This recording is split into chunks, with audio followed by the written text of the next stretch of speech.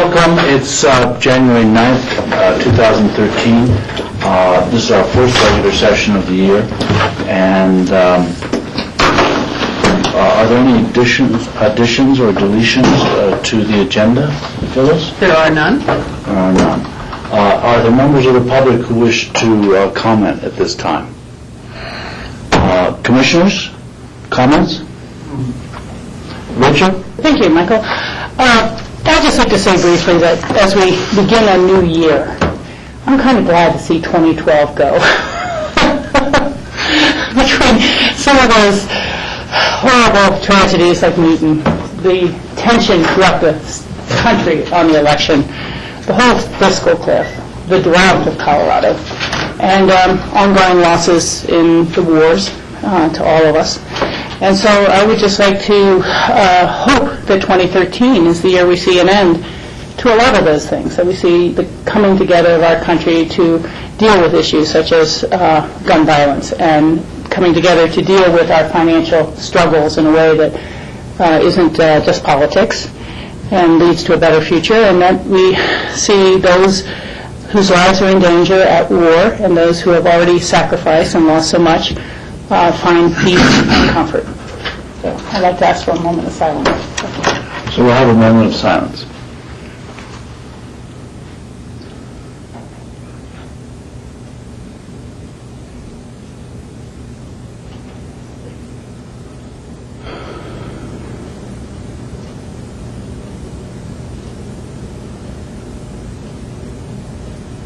Thank you, Rachel. Thank you, Michael. Other commissioners, comments? It's about 2 items premature, but I just want to acknowledge and thank Michael for chairing this past year. It's something that we all rotate on, and as those of us who've done it in the past know, it is some extra time and extra work and at times extra stress.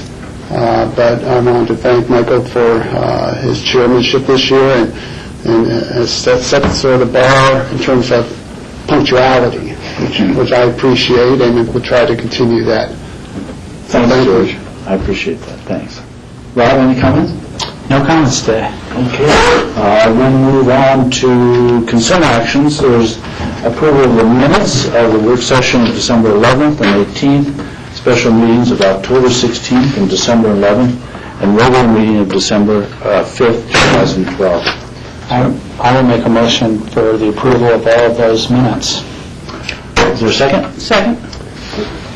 Yes, George? I have one just quick little typo for Lindy. On the December 5th regular meeting on page 8 for the citizen comments, you have Peter with an M, Moran, and it's actually his name is Moran with an L. L-O-R-O-N?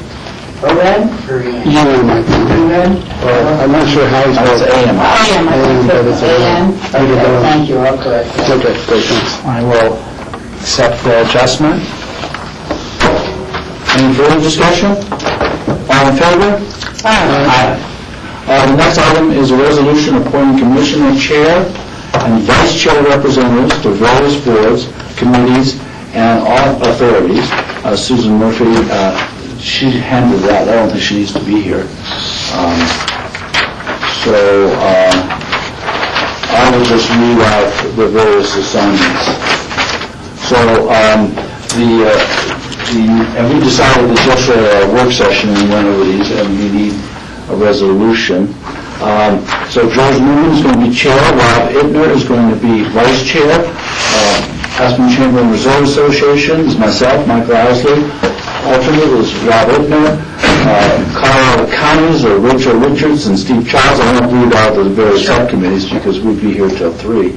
And Colorado, I don't know if you know this, John, but the Colorado River Water Conservation District, you've been appointed for another term. You weren't present to object to that. So, Community Office for Resource Efficiency is George Newman. Alternate is Rob Ibner. Northwest Council of Governments, Rob Ibner. Alternate is Steve Child. Northwest Council of Government Water Quality and Quantity is Rachel Richards. Alternate is George Newman. Rafter Board of Directors is Michael Owsley. Alternate is George Newman. Rudolph Water Power is Michael Owsley. Alternate is Rachel Richards. Rural Resort Region is Rob Ittner. Alternate is Steve Childs.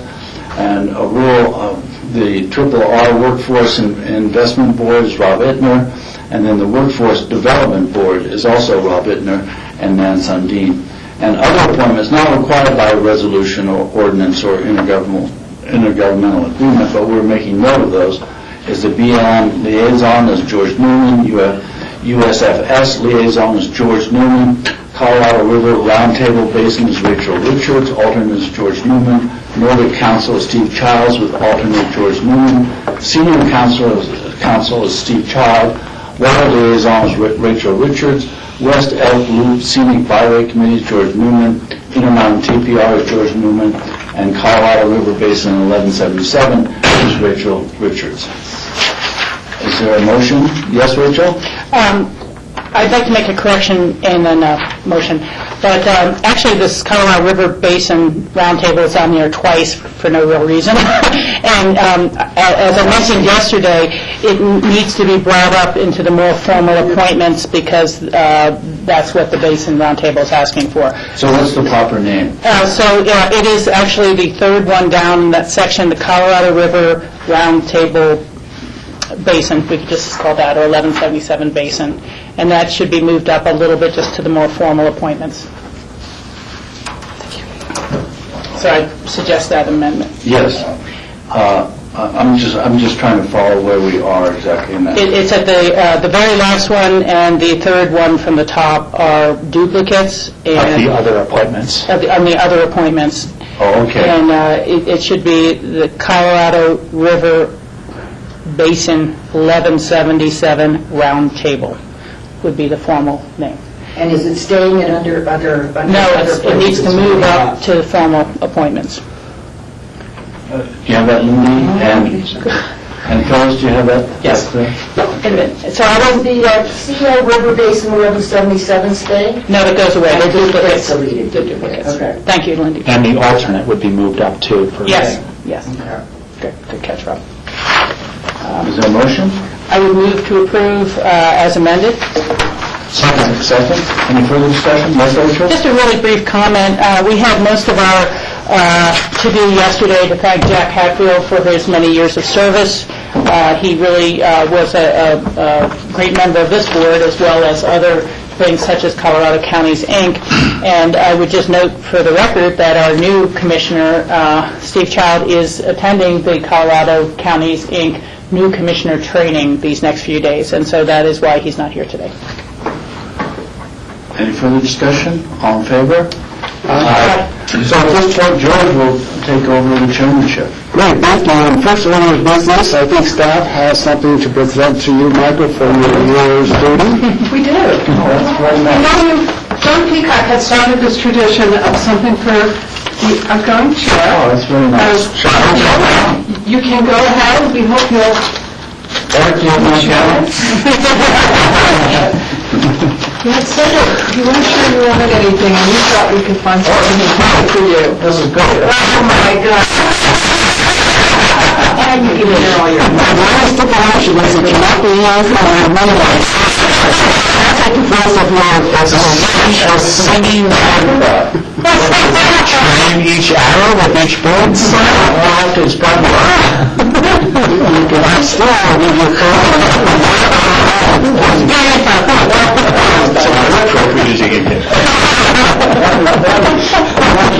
That's wonderful. Oh, good. Thank you.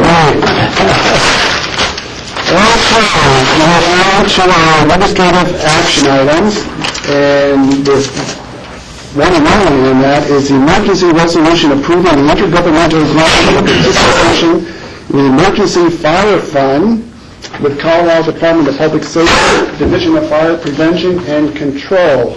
And Tom Grady is here to explain that to us. Tom Grady, Pekin County Emergency Manager. I'm actually standing in for Sheriff DeSalvo. I believe this is a second reading and open for public comment. That's the way I was briefed. Well, it's just an administrative action item, the way it's listed on our agenda. I didn't know that. No second reading needed. Is that correct, Phyllis? There will be, it's an emergency, so there'll be a confirmatory hearing. Oh, okay. I don't At know some what point, date. it'll have to be published and then a confirmatory Right. hearing held. Okay, I thought that's what we were doing today, but it's okay. Well, do you want me to explain what it is? Yeah, please. The Emergency Fire Fund is essentially you can look at it as an insurance policy with the state of Colorado.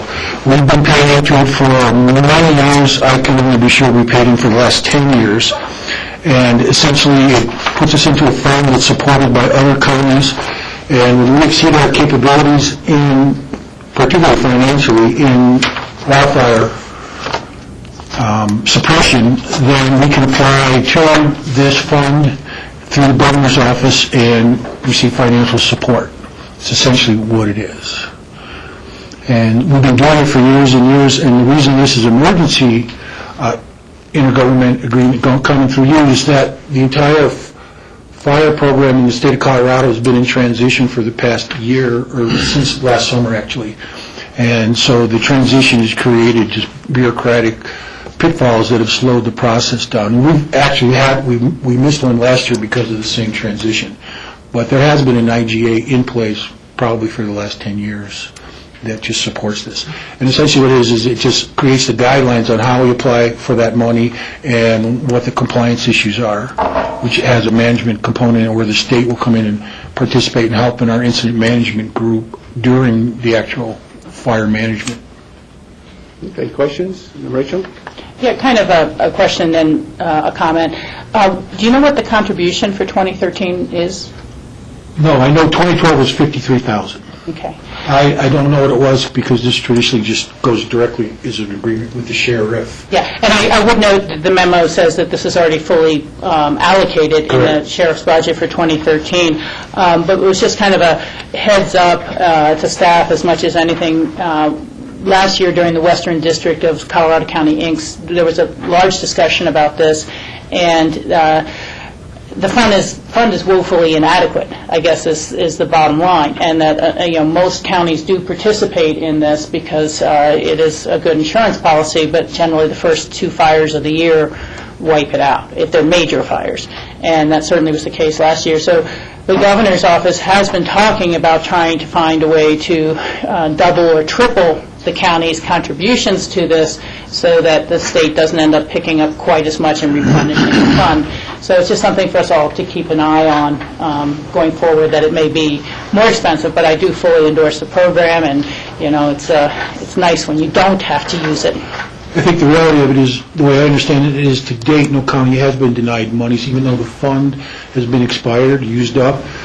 It still qualifies to apply for it, and traditionally the governor's office does find the money. Yeah, And so, but they're interested in bringing up the local participation level at some point in the future. but also more, because it's not 100%, all counties don't comply 100%. But the other side of it is that you also, once you're in it, you do qualify to a degree, and if you're not in it, you don't. So that's one revenue source that we can't tap if we're not participating. I fully support being in it. Thank you. My question was the same as Rachel's, at least in terms of the contributions. Okay, no other further questions or comments? I'll accept the motion. I would move to approve the emergency resolution approving intergovernmental agreement for participation in the Emergency Fire Fund with the Colorado Department of Public Safety, Division of Fire Prevention and Control. Second. Any further discussion? Seeing none, all in favor say aye. Aye. Great, thank you. Brady, and do we need to set a date Yeah, when at is this time? Is the confirmatory hearing on the 23rd, or is that too soon? I don't know. John? I'm not sure whenever it's noticed for. I don't know when it's Okay. noticed. I'll We find don't out. really need to announce it We here don't need because to. it will be noticed for Okay. whatever Okay. date. All right, I'll get it from Jeanette. All right, good, we'll let you know then, Greg. Thank you. Come back, thank you. Next on the agenda is the consent action items. This is the first reading set for public hearing on January 23rd. It's an ordinance prohibiting the consumption of alcohol on unlicensed public premises for the duration of the 2013 X Games. And someone from the Sheriff's Department was supposed to be here. We should have held on to Grady. John? No, that's okay, Dale, I can talk to John, that. It's only first reading. And yeah, it's only first reading, and Ron Ryan is typically the person who's assigned the duty. Commissioners, this is an annual event for us, and hopefully it will continue as the X Games continues its presence at Buttermilk. The county started to enact this ordinance on an annual basis after, I think, two seasons of the X Games had transpired. We noticed there was a problem with public consumption of alcohol and problems that engenders, particularly at the parking areas, on the public transportation, and then outside of the venue itself.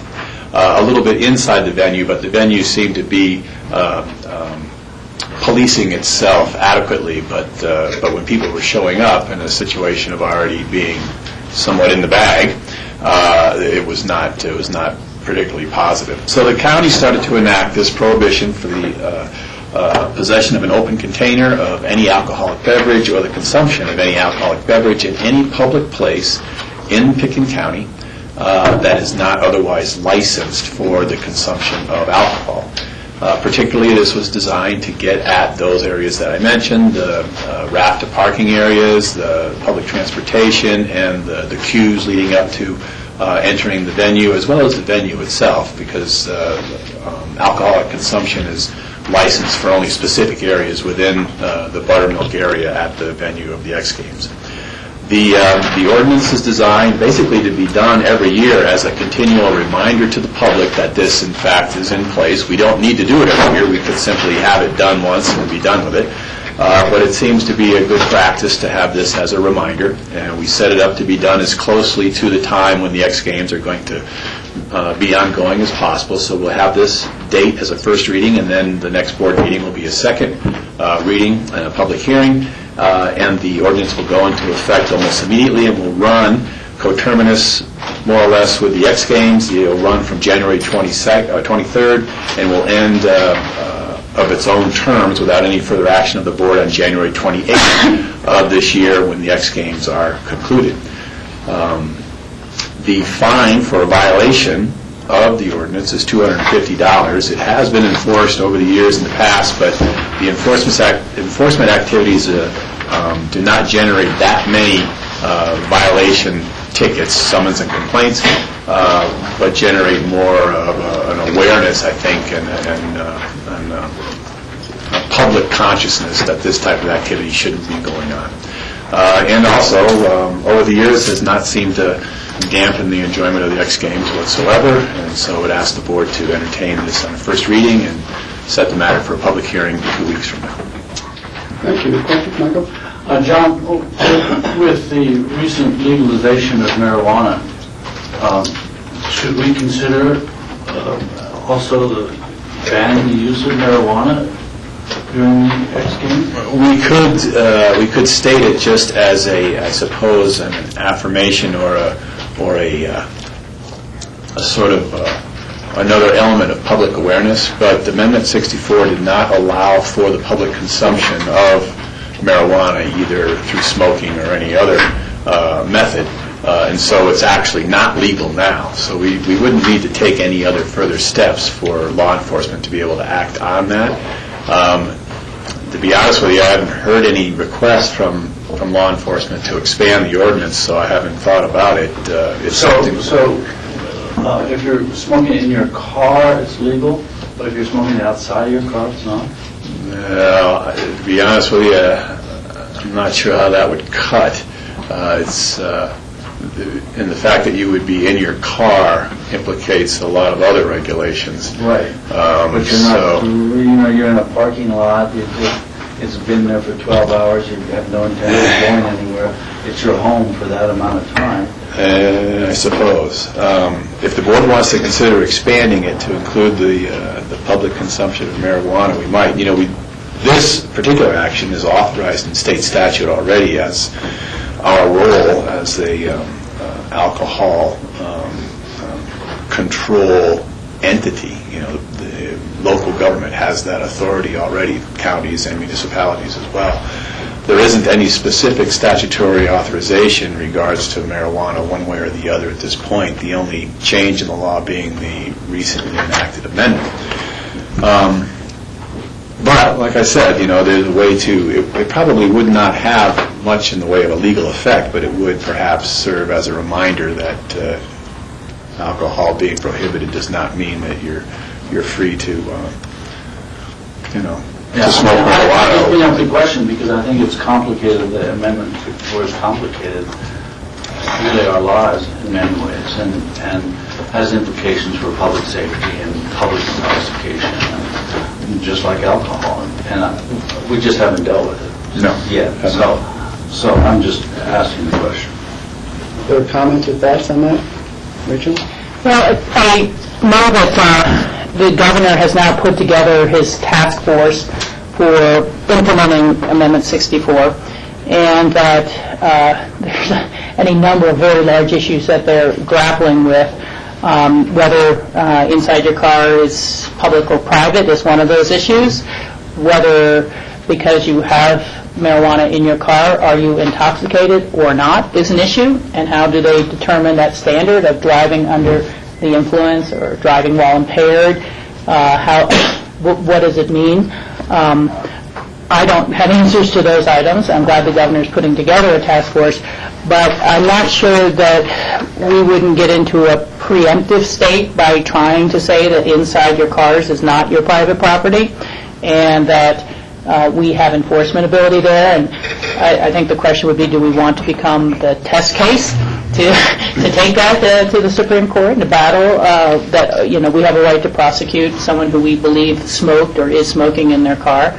And I think that to the extent individuals have or do things like that, our sheriff's officers have a pretty good grip on, warning them, saying this is not allowed, this is a public area, and you can't be smoking in a public area. So the question is, if you roll down the window, are you suddenly smoking in a public area? Or if your windows are up, are you in a private area? I don't know, but I'm just saying I'm not so sure we want to create a test case over the X Games about it. Yeah, I would agree with that. I think it's a good point that Michael brought up, and I think we're waiting to hear how the legislative comes down on this in terms of the rules and regulations. But I think at this point, I think we know that it's illegal to smoke or buy any other products, in marijuana products in public places, and I think that should suffice for at least this X Games. Next year's may be another story. Rob?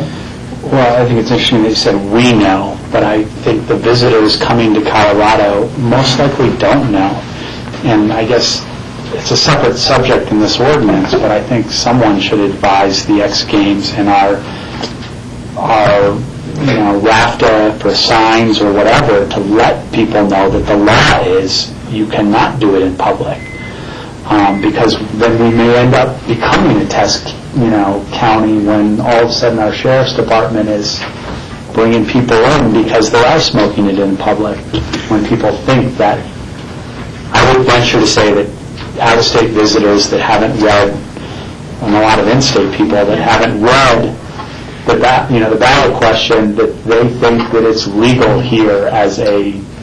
I know, and it's a real challenge because at the other end of that equally is there's no legalized sale of recreational marijuana yet. So where are those tourists getting their product? Or are they bringing it in, or what? So, I don't know that we. I don't believe it belongs in this ordinance, but I think it's something that should be handled specifically around X Games. Yeah, I just brought it up because I think it's a new challenge for us, and I think generally what the purpose or the thrust of this ordinance is that these X Games are not about intoxication of any sort. They're about the enjoyment of the various sports celebrated at the X Games, and intoxication has no place there whatsoever. And that's really the gist of what I was trying to get at. So Yeah, and I think that was a good point. So can I agree to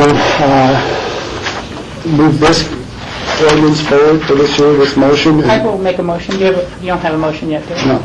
I'd move to approve the ordinance prohibiting the consumption of alcohol on unlicensed public premises for the duration of the 2013 X Games. second. Any further discussion? Seeing none, all in favor say aye. Aye. Thank you. Next, we're on to our confirmatory reading and public hearing. The first is an emergency resolution of the Board of County Commissioners of Pickens County, Colorado, acting on behalf of the Pickens County Department of Health and Human Service, approving an intergovernmental agreement with the Board of County Commissioners of Garfield County, acting on behalf of the Garfield County Department of Human Services for the provision of child support enforcement services. And Nan Sundin is here as our Director of Health and Human Services. Welcome, Nan.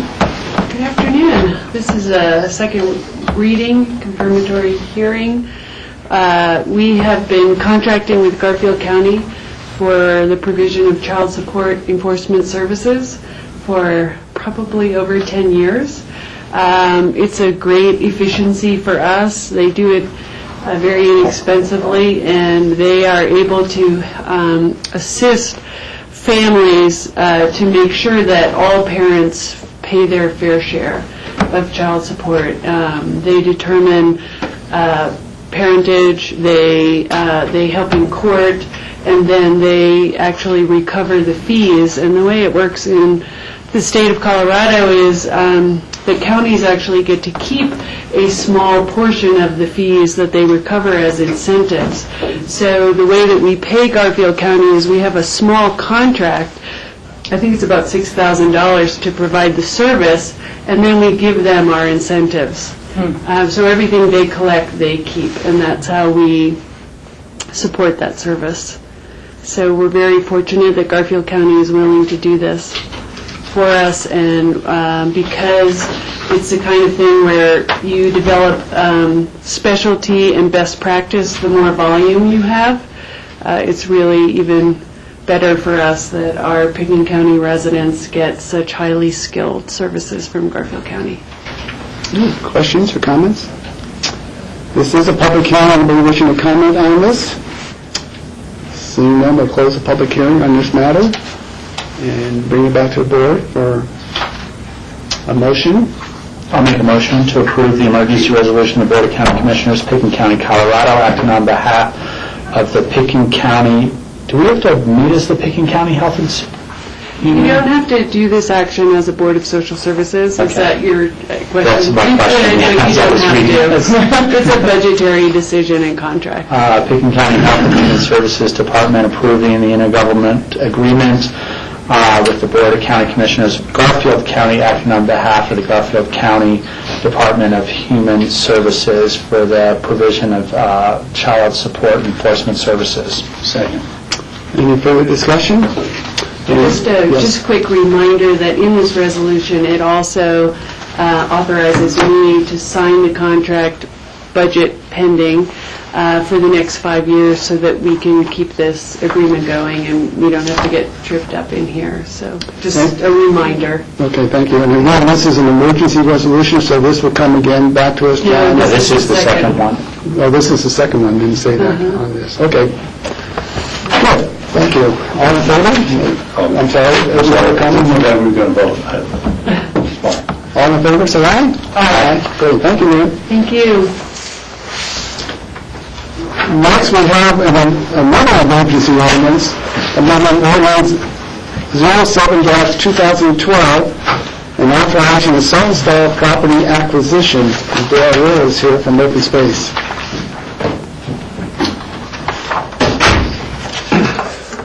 Thanks, George. Well, Michael's no longer the chair. I did bring a map. And That's it? still out there. Do we want to fire it up and project that? Sure, we've got time. Do I know how to do this, Phil? That's a question. So you're plugging in there? From the ladies' room. Do I also have to turn on the computer? Yeah, probably. Go. Okay, well, that all is coming back to life for the year. Actually, George, can you get the screen down?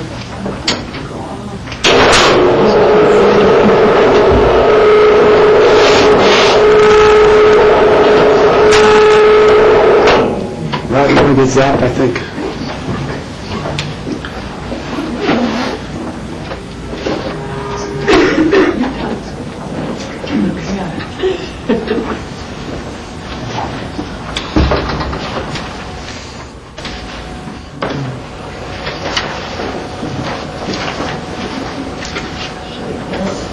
You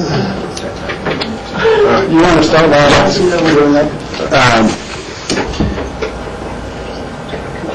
Our last meeting in December, we had our first discussion of this, and at that time I was asking for this authorization based on the potential need at that time to seek to close this open space purchase by year end. I think we've discussed now on numerous occasions the project itself, but to just briefly recap that while we're waiting for the map to come up. This is an open space partnership with both Eagle County and the town of Basalt, as well as GOCO, to conserve lands in the Mid-Valley, which lie just outside the Pitkin County boundary, but in my opinion well within a sphere of our influence of public interest or area of concern. This Saltonstall Ranch property lies in a very strategic location, and it is one that the myriad jurisdictions with an interest in this have deemed worthy of public purchase. We have thought that we would need to close by year end, and in fact that did not happen based on a very almost clerical problem of getting the rather complicated closing file involved in this transaction together to an extent that it could be reviewed and approved by all the partners. Nonetheless, Mr. Saltonstall is still quite anxious to close this transaction. We're thankful that he's continuing to want us to have a chance to actually complete this project, and there we go. We want to confirm this ordinance to stay in the strongest position we can to complete the project. Although the ordinance was drafted to say it is amending the 2012 budget, if confirmed, that appropriation will remain available to the county to proceed with this. We are still negotiating some of the detail needed to complete this transaction. As I mentioned, it is rather complicated, and now we have our map up where we can see it. And you can see on the map that's being projected, the solid yellow area is approximately 143 acres that the county would acquire outright ownership in, subject to a conservation easement that would be held by Eagle County and the town of Basalt. The current owner will retain a small property that is kind of in the elbow of this yellow area, and to get to it needs access easements for both their physical access as well as utilities. And also the owner is retaining his BLM grazing rights up on the crown for as long as he also retains nearby land. As a result of all of those things, there are access easements that have to be worked out, and drawing the maps and getting the legal descriptions on all that is really the last thing we have to complete here. So what I want to ask today is that this ordinance be confirmed, with the caveat that before we actually would proceed to exercise this authority, that certainly you might want to have a final briefing from the county attorney about the preparedness of all of the complicated file I was just describing.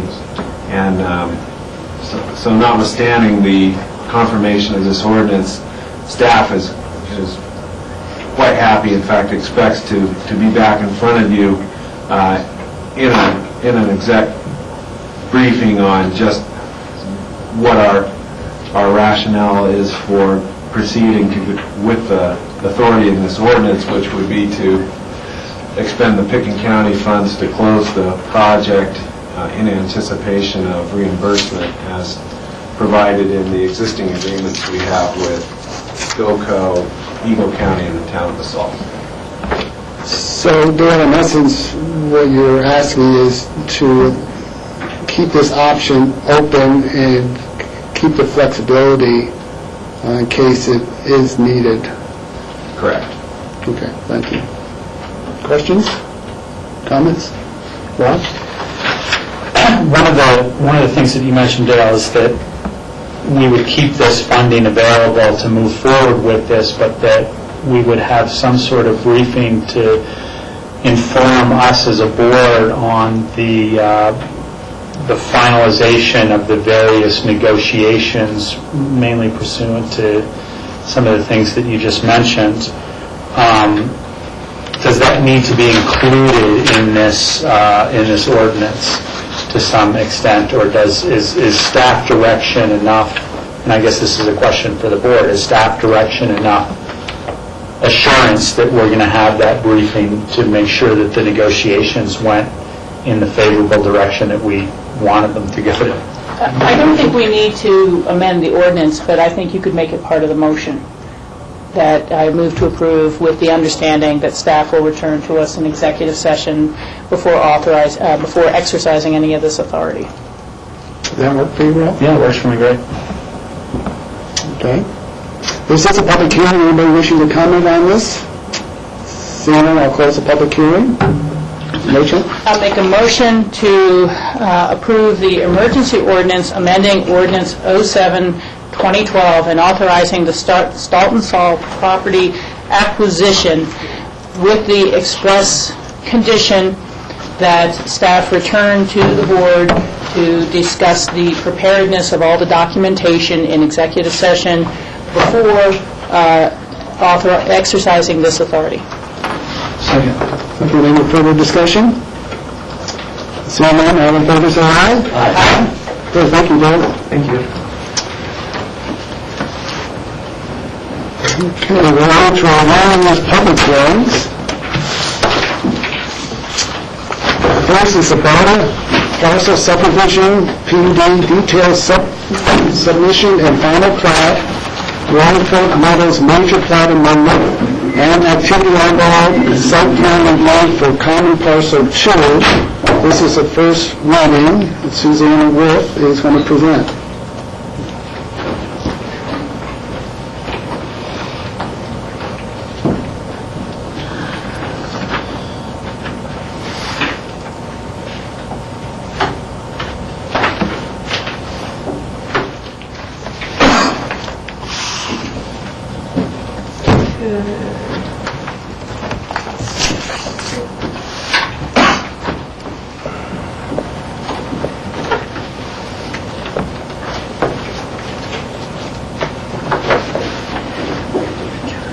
Since Steve isn't here, I'm not going to have to do as much background information as I thought I was, since I think you all are familiar with the property, but I'll give you the basic rundown up here if you want. And, Can you hit the light one more time?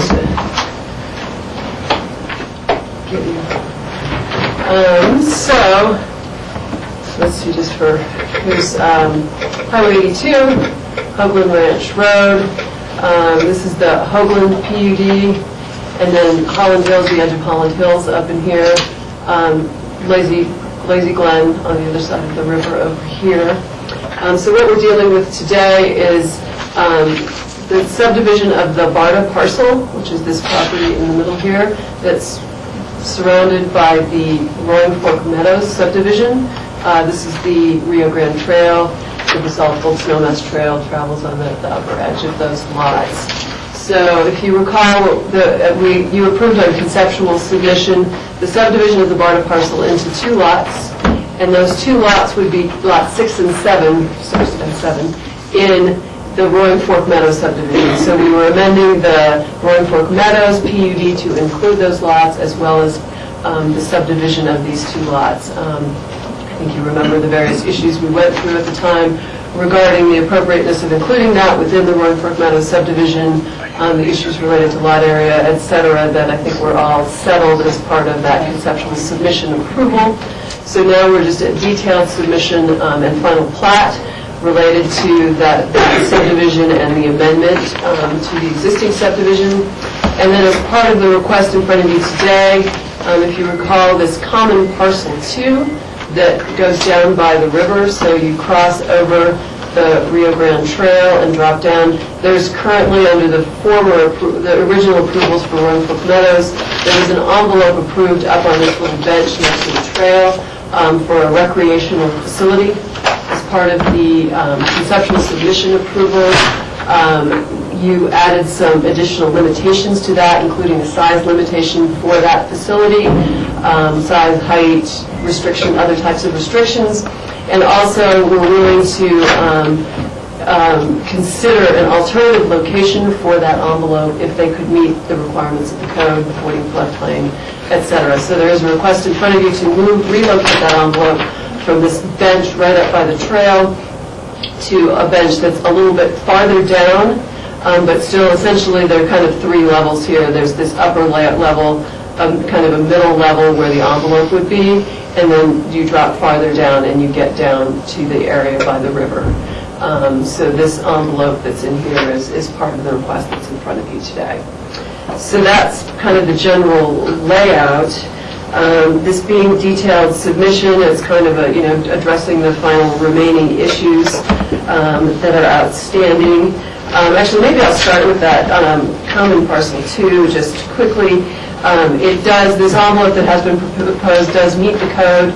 It avoids the 100-year floodplain. It meets the 100-foot setback from the high water line. I think what was, when it was looked at before, it was if this did meet those requirements, it was seen as a better location in that it's farther from the trail, it's not visible from the trail, it's not as visible from the neighboring properties. It's definitely a more secluded location. And it does incorporate all of the restrictions that were previously required. It meets the square footage limitation, the height limitation. It's not going to have complete facilities. It will have a composting type toilet. It will have electricity, but again, it doesn't have full amenities in terms of looking like a dwelling unit. It's intended to be a recreational facility for the use of the owners of the 7 lots. So that does comply with the code. With that change in the envelope, they have asked for this to be basically just a landscaping envelope. So right now it's just basically a kind of a patch of weeds, and so they would like to do some improvements there on that area. So that's why it basically changes to a landscaping envelope. So we support that request for the change to that envelope. And then I'll just quickly walk through the issues I had in my memo. The first being the request for vested rights. The applicant is requesting a 10-year vested right for the entire subdivision, so all 7 lots. And essentially, with the subdivision, the new subdivision of the barter parcel the standard vested right would be 3 years associated with that. The Roaring Fork Meadows vested rights, they got originally, I think that was a 10-year vested right also, that it runs out in 2015. So essentially the applicant was looking for a longer vested right in total, as well as combining the vested rights for the 7 lots, so they're not trying to track separate vested rights for the 2 new lots versus the vested rights for the other lots. When the P&Z discussed this, they kind of agreed that they thought a longer than 3-year vested right was appropriate, but didn't sort of come to the point of coming up with a specific number. So that was kind of left unsaid. Staff's recommendation at this point is that there have been a lot of benefits associated with this subdivision and the growth management with the barter parcel. Those are commitments that have been made. Often the conversation regarding the extension of vested rights is, is there additional public benefit associated with this? We didn't really find that standard was met, but we said, so let's do 3 years from today for the entire subdivision, which would basically provide a very, probably a 6-month extension approximately for the existing Roaring Fork Meadows lots.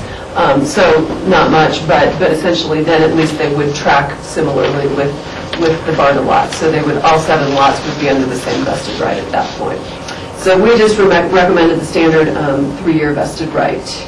Other issues, not so much needing discussion. The growth management covenant, they had submitted that. A revised one was provided with specific timeframes that is consistent with what was the commitments that were made, and the timeframes are acceptable, so we're good with that. We discussed the recreational facility on Common Parcel 2. We have asked for a little bit more detail to be provided on that site plan. Right now, it just, it does kind of show the envelope and a footprint of the building. They've talked about landscaping, but that hasn't really been shown. So we'd like to have that, see that before second reading, so we can just review that before we get through the approval. And the last issue was the prohibition of commercial agricultural activities. This was addressed in the original Roaring Fork Meadows subdivision, which was actually done before we had the provision that exists in the code today. There was a condition included, and that was put in their PUD guide. I did want to check on that with John Ely to see if that language was adequate, if that would just continue forward for the subdivision, or if we should bring forward the covenant that we now require related to that.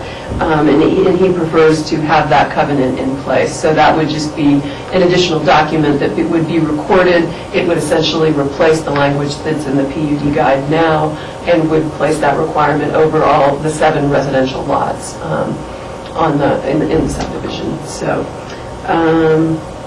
with that, we're recommending approval, subject to conditions. There are a few little tweaks we can discuss when we get to that point, but otherwise I'm happy to answer any questions you have. Rachel?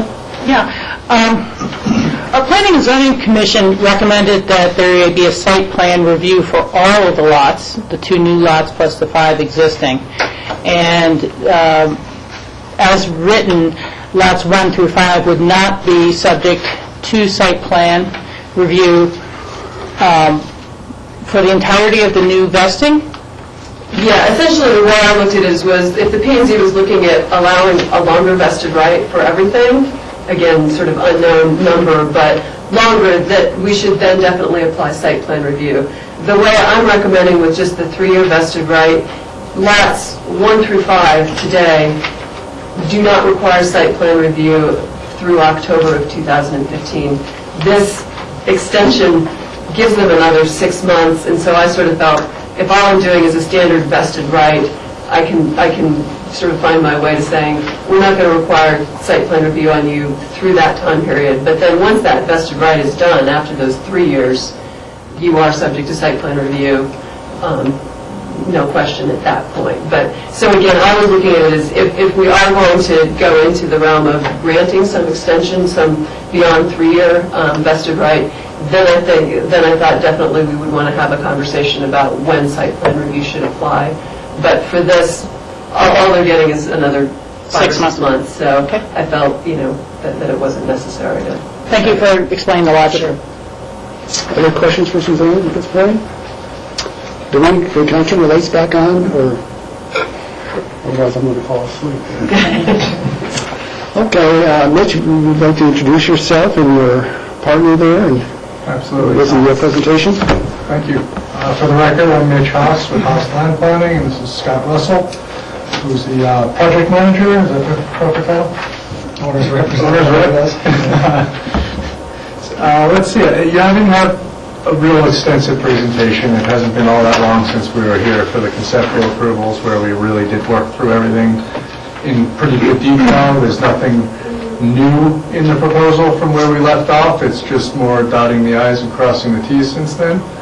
The only little thing that would be new is we addressed wanting to vary the setbacks for Lot 7, only to really allow the development and activity envelope to be better clustered with where all the other lots are, rather than pushing it out into the meadow, being able to be up in the corner of that lot. Lot 7 is where the existing BARDA residence is. And our feeling is the only people who would be impacted by decreasing the 2 setbacks up in that corner are my client. So pushing the envelope, basically, to this corner. Pushing which it that way. Which is internal to the subdivision, basically.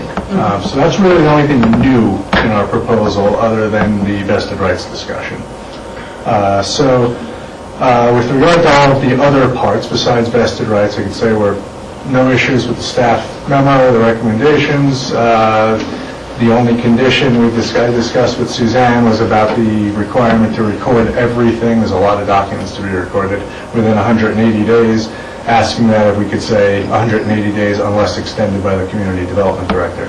Sometimes these things take longer than 180 days for some reason, no matter how hard you try to get it done sooner.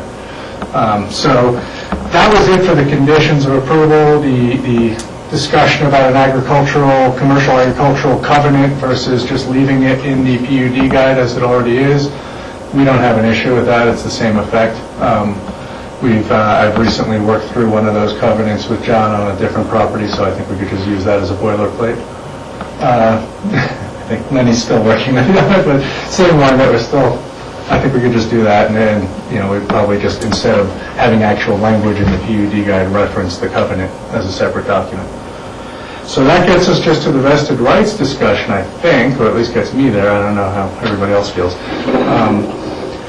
With the vested rights, there are a lot of reasons we're looking for a longer period than the standard 3 years. Adding the 3 years, basically takes lots 1 through 5 and gives them 4 more months than they already have.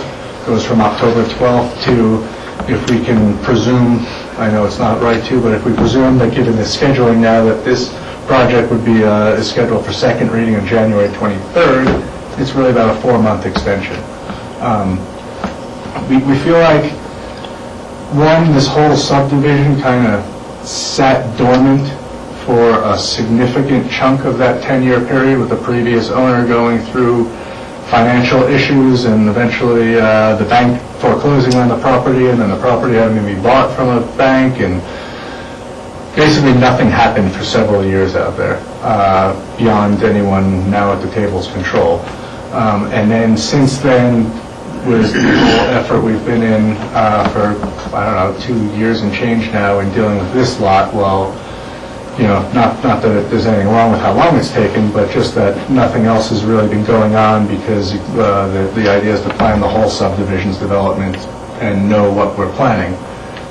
We didn't have any certainty, and still don't really, with regard to these 2 lots and how they fit in or don't. So a lot of that 10-year period, probably 4 years plus, has been sitting there not in anything happening. We have 6 lots, if this should be approved here, 6 lots remaining to be developed, as only lot 1 has been developed to date. Typically, when you go through the county's site plan review process or some other approval, 1 home, you get 3 years to rely on your approvals. To stick with 6 lots to develop and have that same 3-year period is a difficult proposition, given who knows what happens financially with the economy, or just the owner's ability to do that much in that amount of time. Not to mention the impacts it would put on our neighbors to have that much development having to occur within a 3-year period because we're some fear of what might happen, or some reliance in the future. So that's kind of reason 1 why we feel like we need to ask for a longer period than the standard 3 years.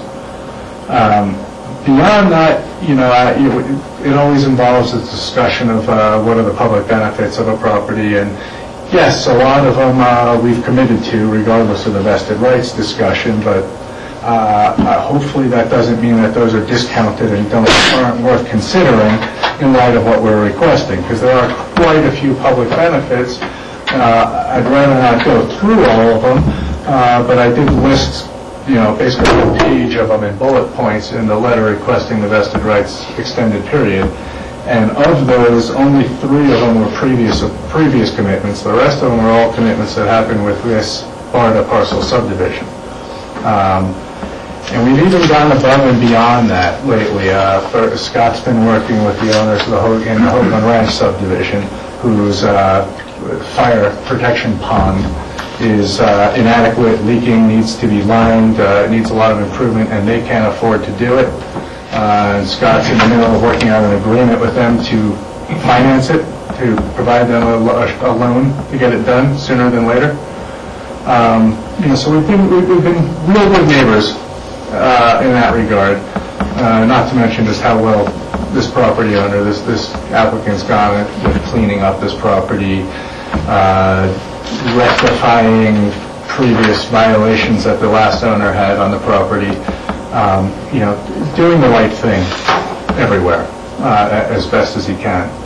So, where we are is, yes, we did request to make it a new 10-year period. We're not asking that the 10 years start October of 2015 where the other ones end, but would be from today, or not today, from whenever the final approval is, in 2 weeks, I guess, if we stay on schedule. So that's where we're coming from, is really, and also wanting to have a continuity and consistency of rules throughout the subdivision, so that we don't have lots 1 through 5 under these rules, lots 6 and 7 under these rules. At some point in time, they change over, and now they're different for everybody. We want anyone buying or considering buying a lot in anywhere in this subdivision, or developing a lot anywhere in this subdivision, to simply know the rules, be able to read the PUD guide and rely on it as applicable, at least for the same amount of period, regardless of which lot you're looking at. So that's where we're coming from, and knowing with vested rights extensions that we're not vesting ourselves or protecting, if you will, from any changes in impact fees the county would adopt. We recognize that the impact fees are what they are, whatever they are at the time of building permit. So if the county has some impact fee increase, we wouldn't be protected from those. So there shouldn't be any financial burden on the county by extending the vested rights either. So just put that on the record, that we recognize that. I've stated as much in the letter, so it's in writing as well, that no one should show up later arguing that they're aren't subject to a new impact fee because they were vested in whatever year. That's about all I think I really need to cover on the vested rights. We're trying to come at it from a reasonable position. We're not trying to be greedy, if you will, and asking for too much. Okay, Rob and Richard? First question is, Mitch, are you okay with the recommendation, if we grant additional vested rights, that you would have site plan review on the additional first 5 lots that... I think we could live with that, honestly, yeah.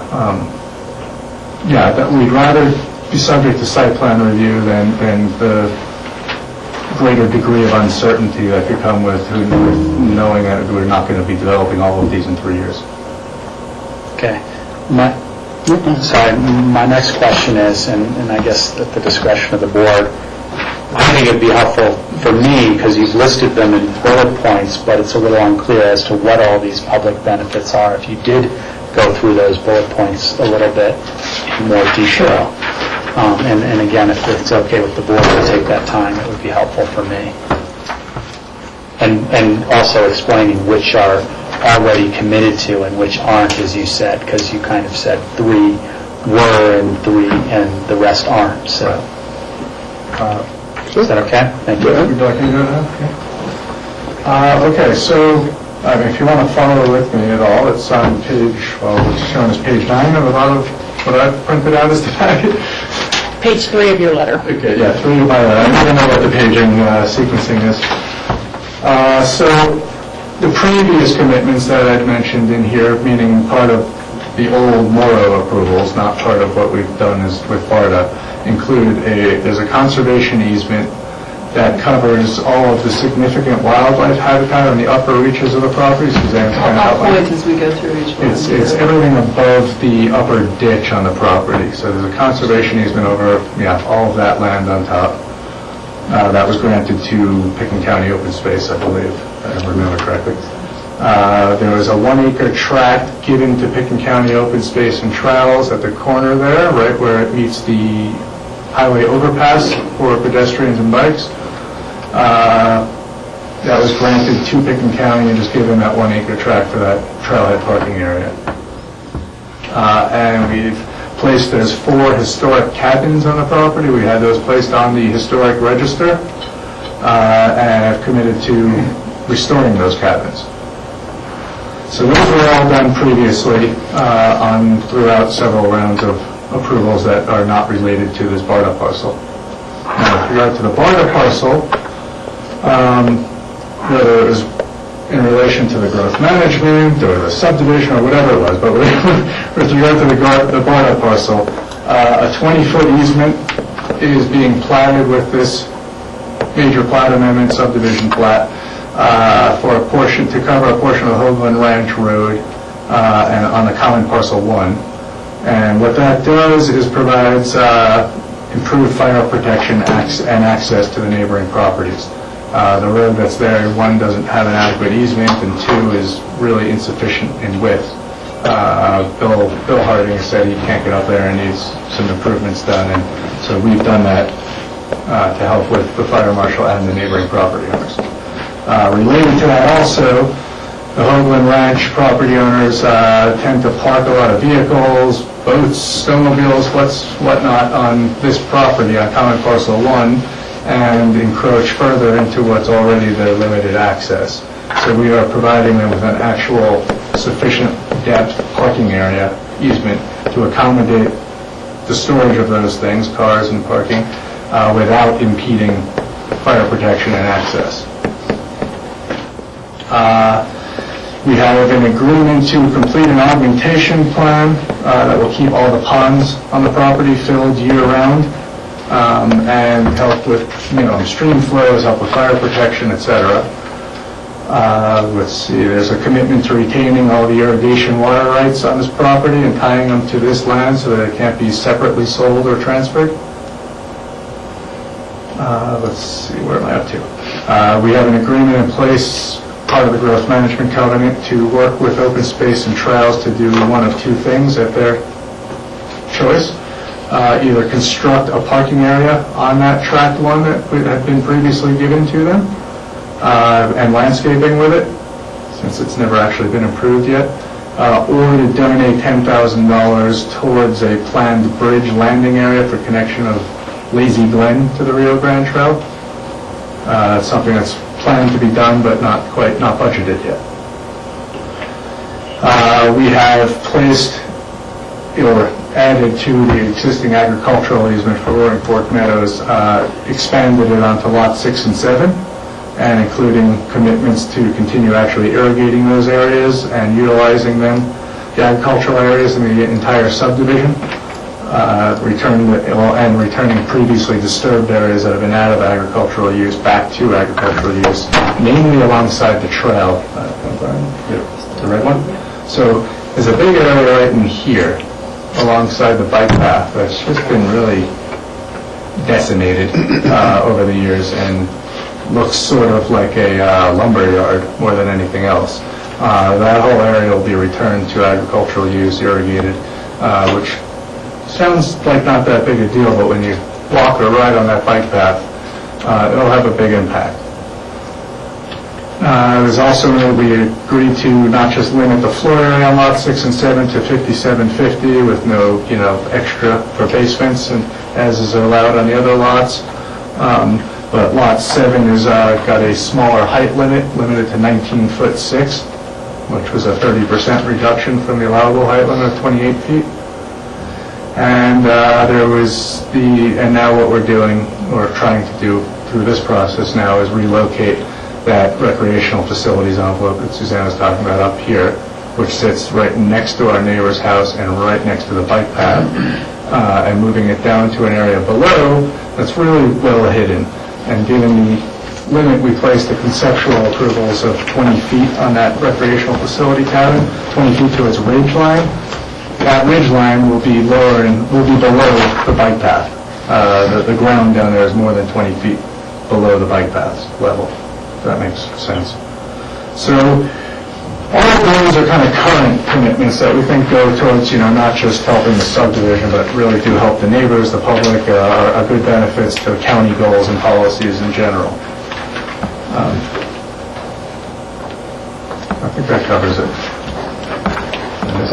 Well, I could add some ongoing, benefits that we continue to work on that they're tangible in a way, but they're not documented. One, Mitch mentioned the loan that we are giving to the Hoagland Ranch HOA because for the GMQS, we were to contribute to fixing that pond liner and getting that hydrant working, but we're just one house out of 13 that are over there, and so we are providing the money to fix that. We've worked with Bill Harding, I've met with him out there several times, to give him what he wants, and also provide financing to the homeowners in Holden Ranch HOA so that we can get it done. We started this fall, we'll finish in the spring with a new liner, so there'll be fire protection for all those homes.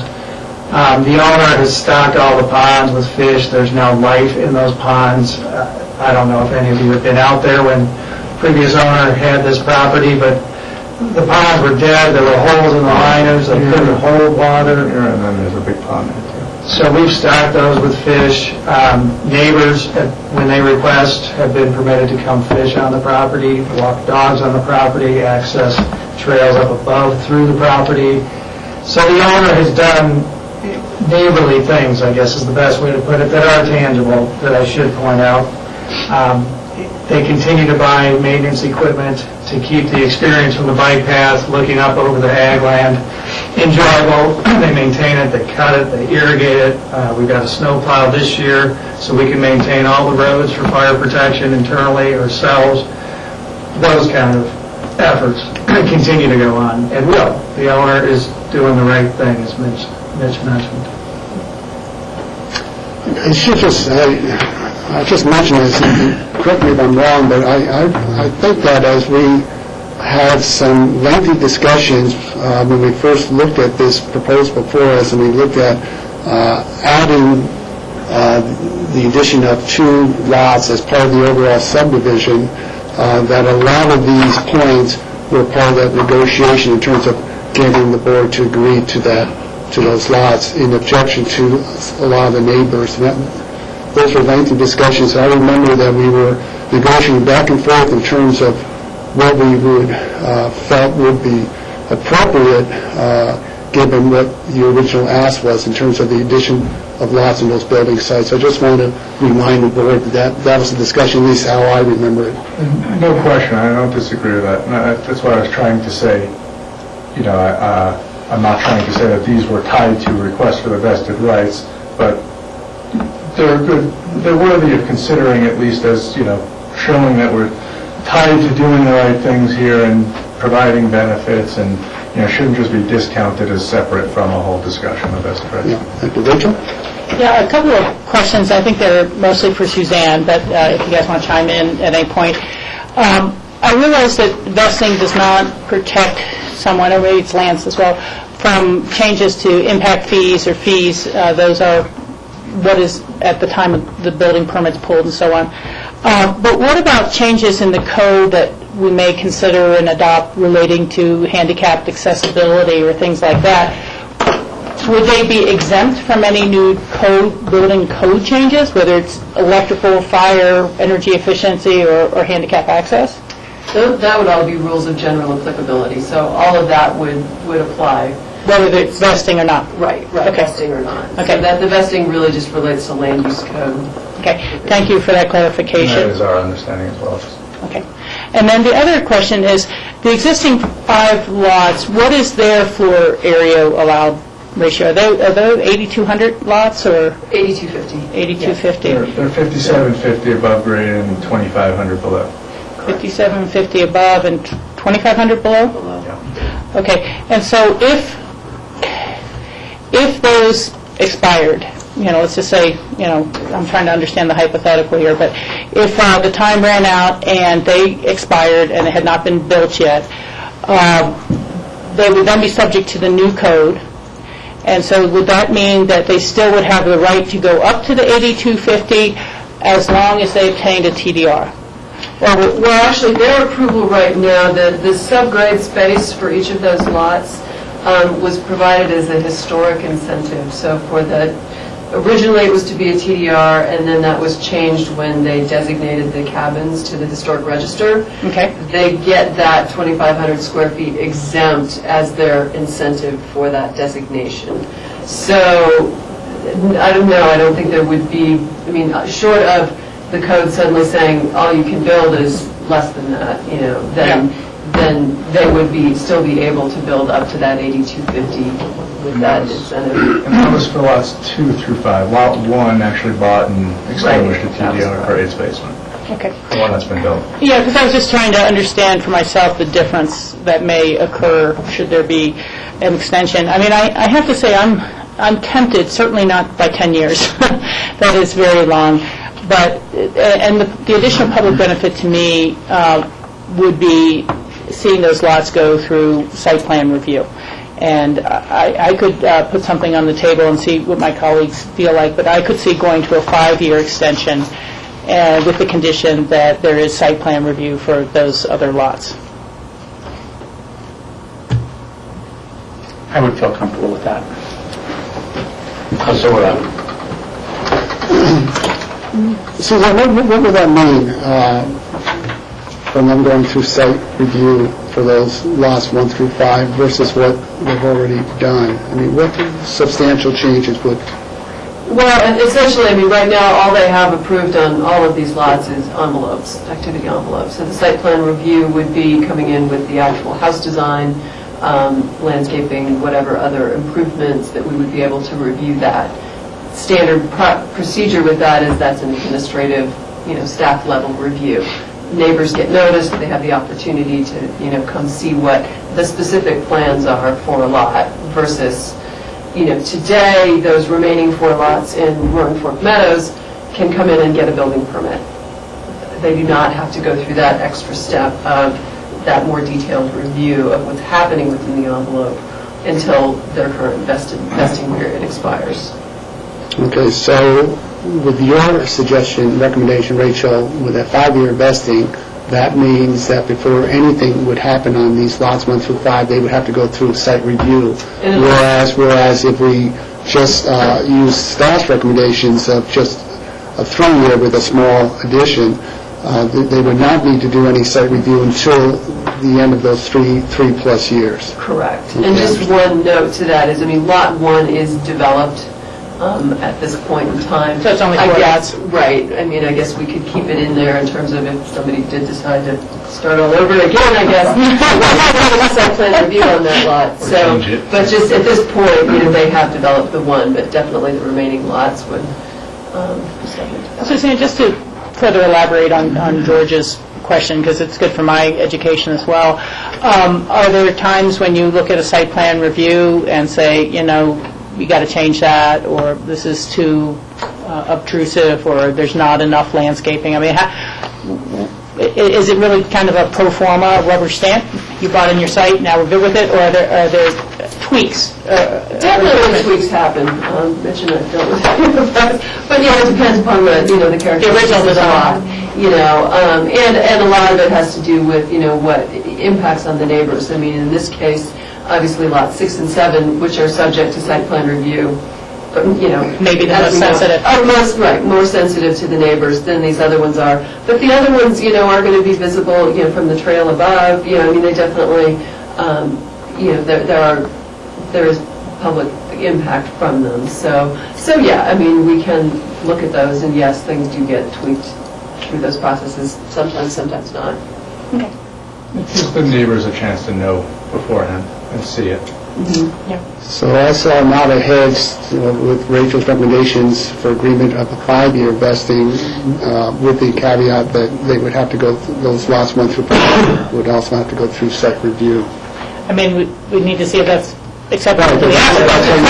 10 years you were hoping for, but it is an additional 24 months and gives you a little more time. Well, my only, I guess, issue, I don't even know if it's an issue, but I would have to get authorization, because what I'm hearing you say is you would take away, in a sense, the vesting that is existing on lots 1 through 5 till 2015 that do not require site plan review, and giving an additional, or giving 5 years of site plan review from day 1, or site plan review starting in 2015? No, I would say site plan review starting now, but that would get you all the way to 2018. Correct. With the vesting.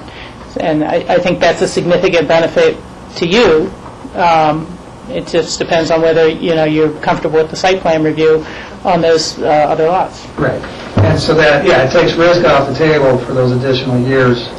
I just don't have the authorization to say, we can commit to site plan review on 1 through 5, starting today. Well, and we have a second reading on this Yeah. anyway, so there's an opportunity. But I think it's a reasonable, I think it's reasonable, personally. I would float the notion of, instead of just saying 5 years, maybe call it 3 years from the current expiration date, which is 5 years and a few months. I don't see any reason to extend the vesting if we're not getting the benefit of the site plan review, you know. It's just ending in January versus October gives you one more building season, is the difference, is what I'm talking about. But I mean, say not 3 years from the expiration date, but with the site plan review from day one, is what I'm saying.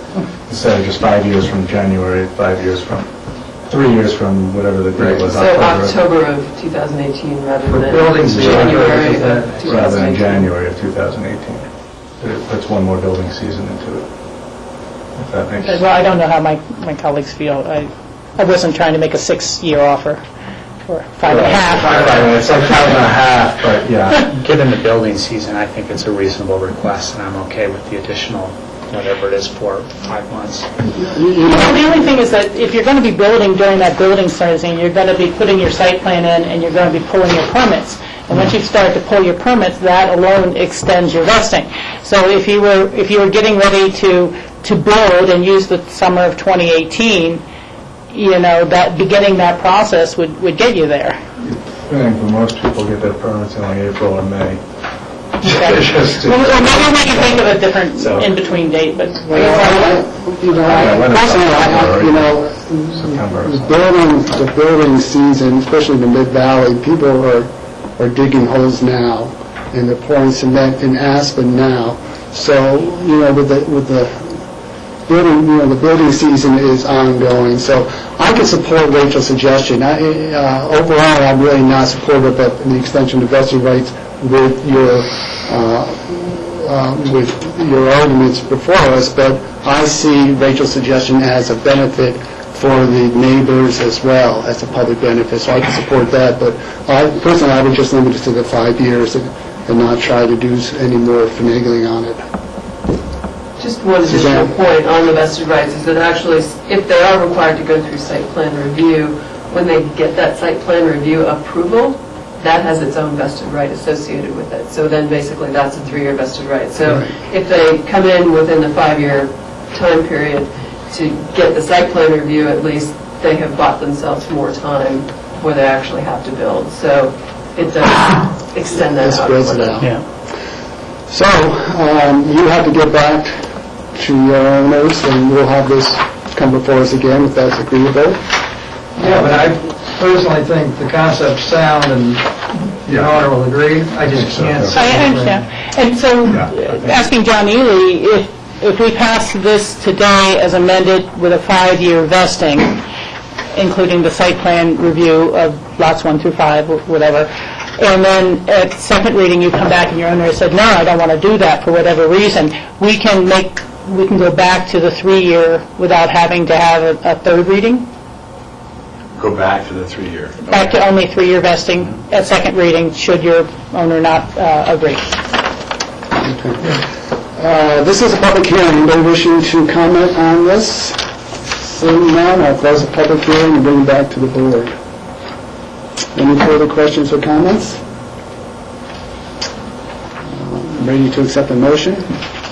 I move to approve the BARDA parcel subdivision PUD detailed submission and final plat, Roaring Fork Meadows major plat amendment and activity envelope site plan review for common parcel 2 at first reading, amended to allow 5 years of vested rights, conditioned upon lots 1 through 5, agreeing to go through site plan review throughout that vesting period. Second. Any further discussion? Seeing none, all in favor say aye. Aye. Great, thank you. Thank you. Does the board wish to continue and take a short break? Short break. We have one more item to go. I think there's going to be a lot of discussion on this item. So, grassroots, take a 10-minute break. Let's reconvene here at 1:30. I'm not talking to you. Oh, right. Yes.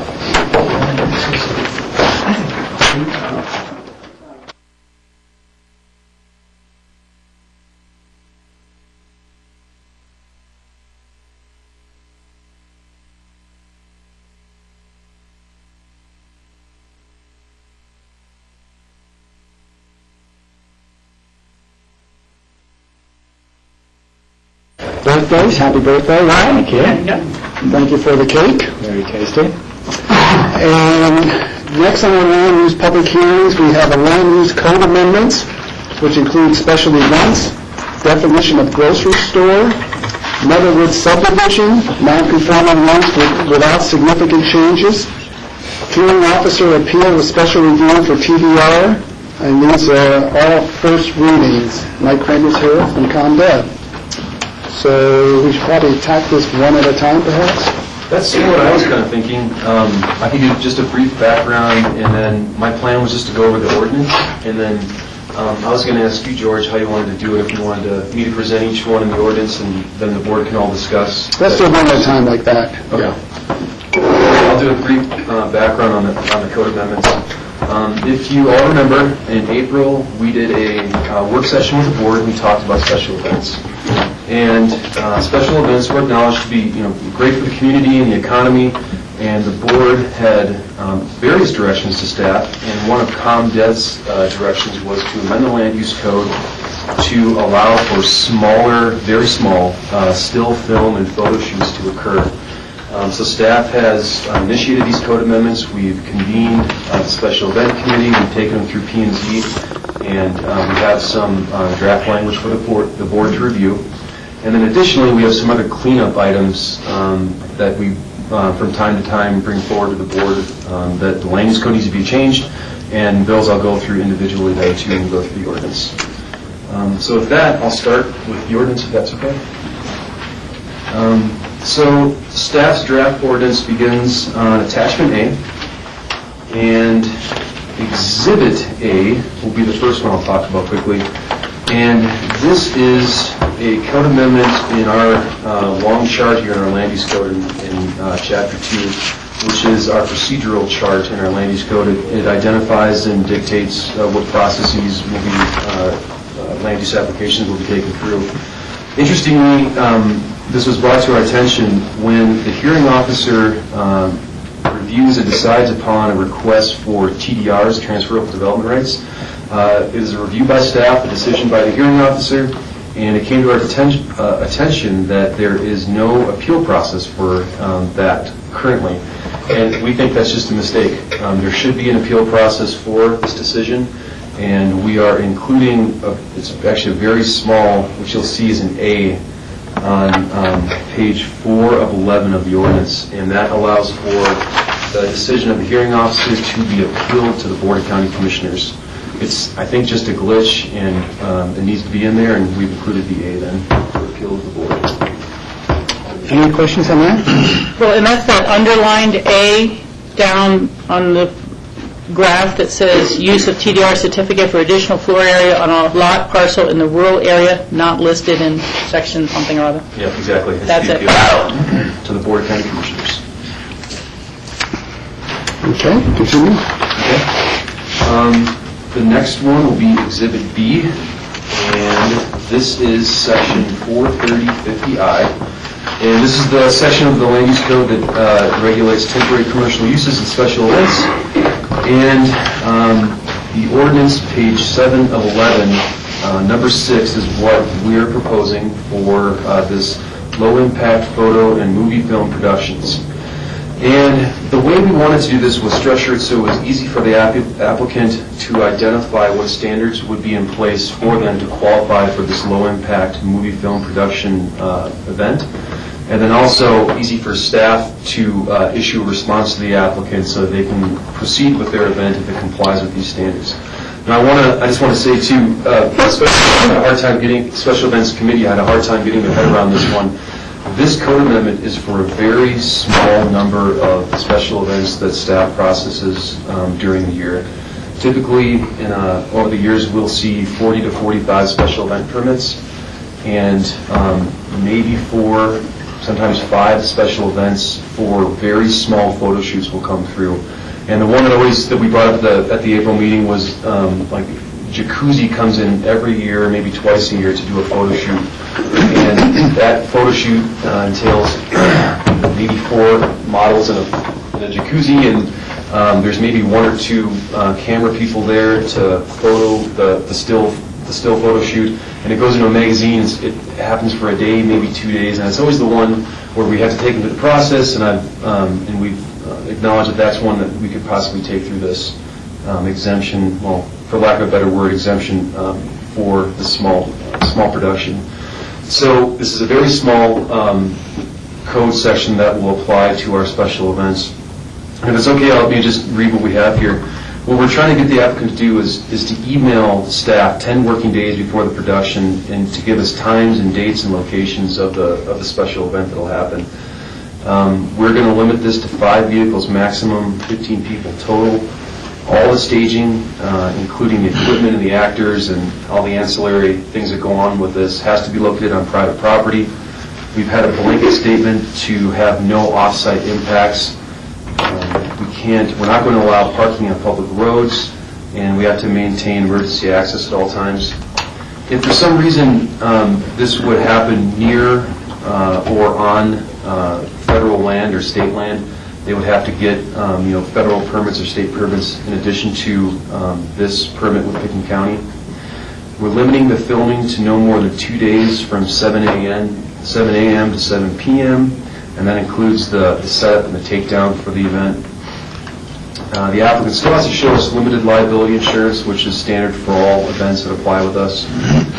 Included the noise regulations in our county code, and they have decibel levels there too, and we thought it was good that the applicant know what these decibel levels were. And in the end, this would be emailed to staff. We would review it, and if they qualify with these standards, then we would email them back saying that you may proceed, and if for some reason they can't meet these standards, then they would have to go through the formal process with us to get a temporary commercial use or a special event permit. So this is what we're proposing for language for this code section. Good. Rob? I think this is a good step to have a low-end threshold for such a event so that it's easy for them to not have to go through a more strenuous permit. But I also made the recommendation when we looked at this, I think it was almost 6 months or a year ago, that the odd thing to me seemed that there isn't a floor to this in terms of myself taking a chef to a private home with my camera in a private house, that I would still have to go through this. Is there a way of making it legal for a local business to do a small photo shoot with 2 people without having any special permit? Or are we saying that we have to have regulations and we have to get $2 million of aggregate coverage and $1 million for each occurrence and have a insurance policy if I'm going to take a picture of my chef in a private home to post on my website? And that is just, I think, a hard thing for any business to say that they're going to be, that they're going to comply with that for taking a photo. And so, I like this as a low-end threshold, but is there a way of writing into the code a floor? Like, if you're less than 1 car, less than 3 people, less than 1 day, you don't need a special permit at all, and go have at it in a private home. Because I don't know a restaurant in town that hasn't taken photos of their chef somewhere on county, somewhere within the county, or businesses for their website, or their ad in the Daily News or the Times, and they've all violated having this, $1 million coverage. And I don't think we're going to have an enforcement officer that goes out there and goes after them, but I think every business wants to reasonably be within the code. And so this is a good, I'm in total agreement with this as a first step, but I still think we need that other piece that says if you have 1 photographer, 1 assistant, and 2 people from the business, that they can go in a private home with 1 car and not have to go through a special permit. That's just my Rachel? Yeah, given that this is first reading and we could have staff look at how to add a floor, I think that that's a good idea. I'm just thinking about it, how many real estate brochures that you see that have 3 pictures of this is the master bedroom, this is the view from the front window, this is that, and they probably did not have a special event permit to go photograph the inside of the home that they're getting ready to list. And so, there's no reason to write code that creates violations out of people unnecessarily. And, I don't know what that floor is exactly. I think you've come close to describing it. But I'd want staff to take a look and think about it. And I just wonder if we're getting bogged down in terms of the definition of a special event, because, for example, your scenario with the real estate, that's really a marketing. It's not a special event. Yeah. And even Rob's, with your case, it's not a special event. It's really an advertising. It's marketing. So perhaps we're just we're getting too bogged down in terms of the definition of a special event and what is a special event and what isn't. Yeah, my feeling is virtually comes out of the First Amendment. I mean, you have the right to freedom of expression. That's what that covers. What we're trying to cover is when there are potential impacts to county roads and health and safety. And it's pretty simple. I mean, these are commercial operations. That their business is not a restaurant business, but it is the business of staging events, essentially. And this event is jacuzzi, hot tubs, and so forth and so on. And I think there's a substantial difference. And I just don't see that having a camera somehow puts you in a special event context. It's just not that. And I agree with what you guys are both saying, but I still think that this is vague, because I do think this is needed. I think people could have commercial shoots that last for a week. They won't qualify for this. They're obviously the next level up. This is the in-between level. But how do you at least clearly state this shall not apply to simple activities such as photographing the inside of homes for sale, for real estate brochures, for individual marketing efforts of a given business? It's more about, what is exempt or what does this not cover? Because if I just came in from the outside or I was new, I might think I have to find a way to comply with this. And for me, it really comes down to perhaps we just need to have a definition, like we're going to have a definition coming up here for a grocery store. What is a special event? And those that fall under a special event, we can determine, and those that don't, then we need to really address. Yeah.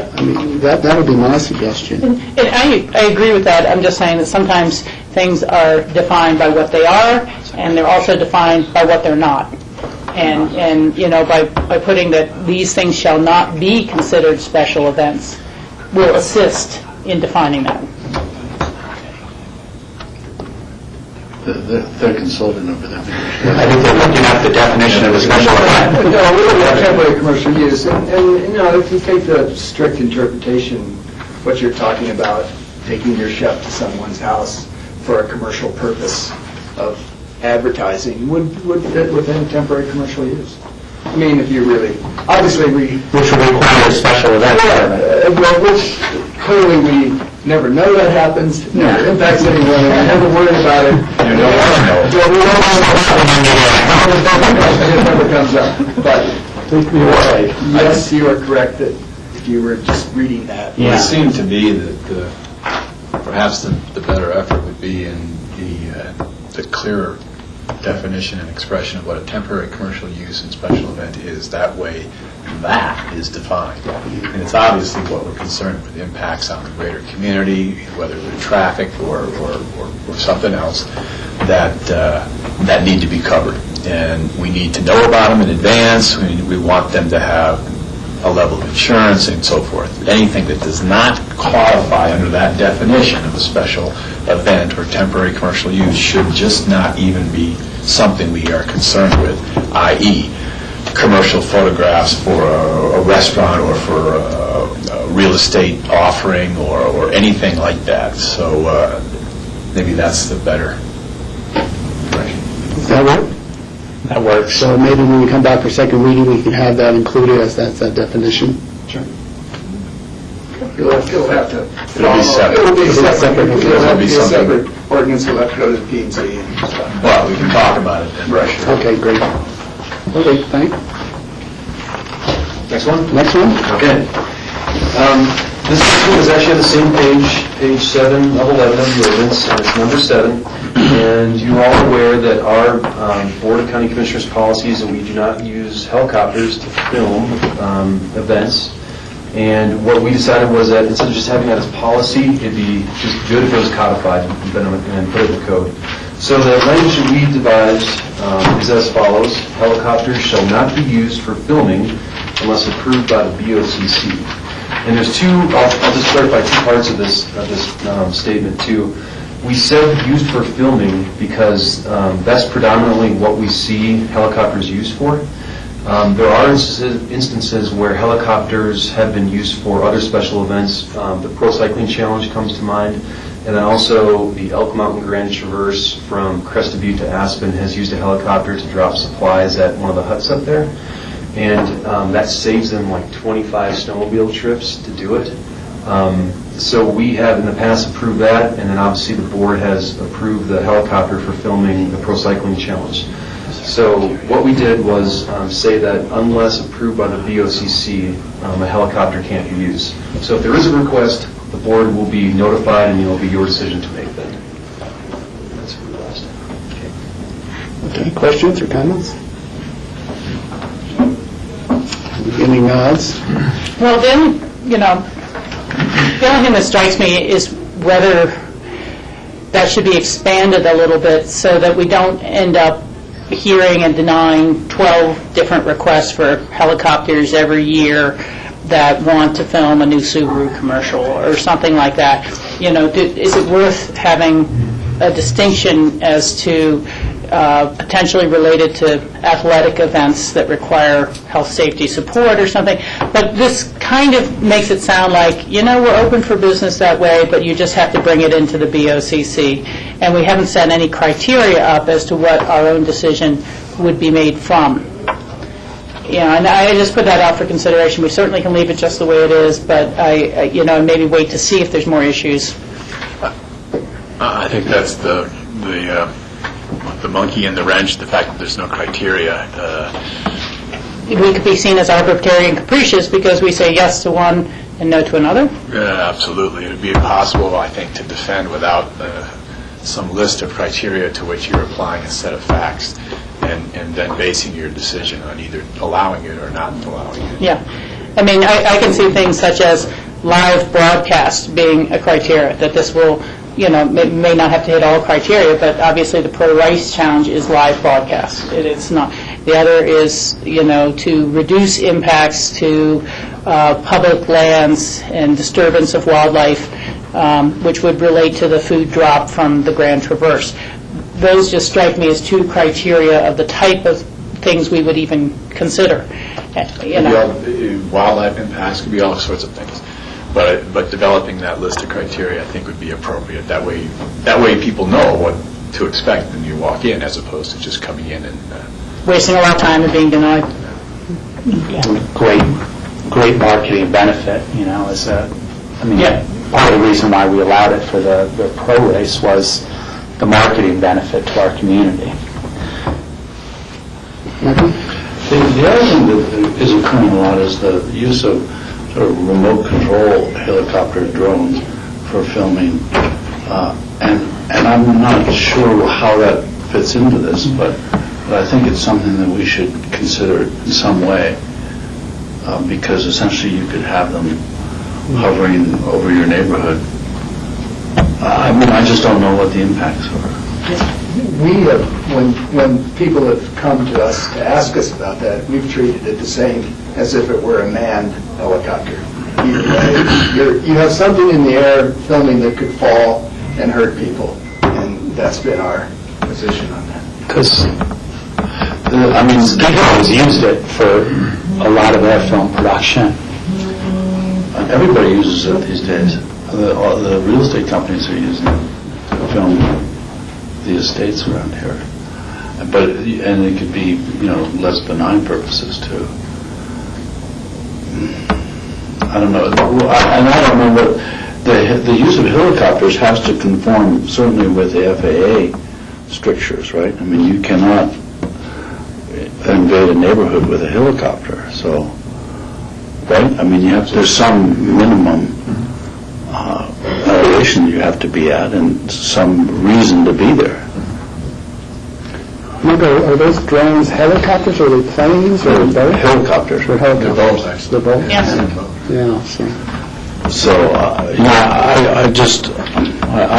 don't know how we work it. There's just a lot of complications here, so. Yeah, I really appreciate you bringing that up, Michael, because it's just a whole new territory, and, I think we'll need a lot of investigation about it. There's a lot of communities that are starting to employ those for everything from traffic safety to fire spotting in the backcountry, and that they are, can be a tool in a community that's used by public agencies, and then there are areas where they're obviously not.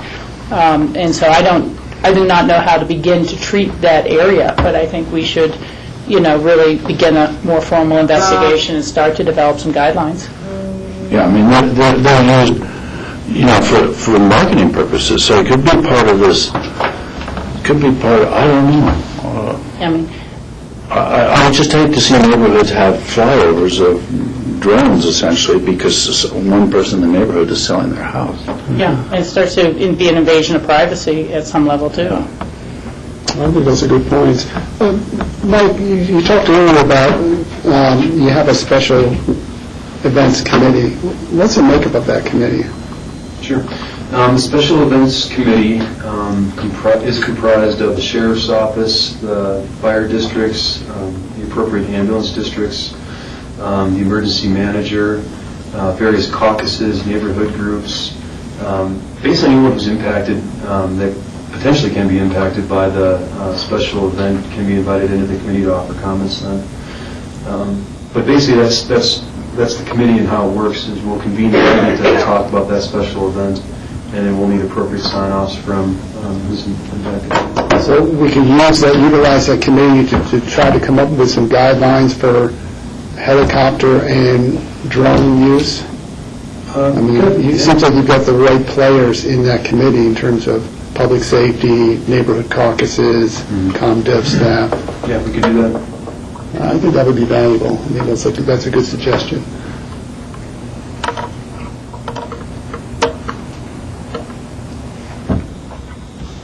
Well, So I guess the question is whether or not we leave this in as is for second reading and then have this come back as well for a separate amendment with further stuff and how staff would, or we would want to proceed with that. Just sounds like more work to be done. John, would that be similar to what we just did? We would have to go before the P&Z first and then come back for us, so it would just be an amendment to this? This would get us started? Yes.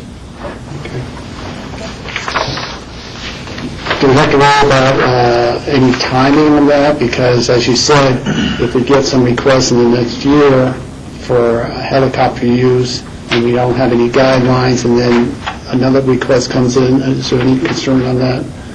It can be problematic if there's a denial of the use without some criteria or standard or something to point to that the applicant fails to meet, and therefore we don't want to see it happen.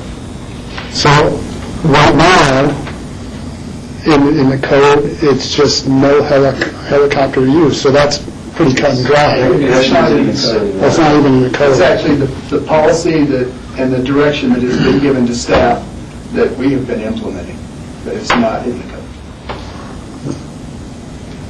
So we better off having something in the code temporarily until we get better define this, or?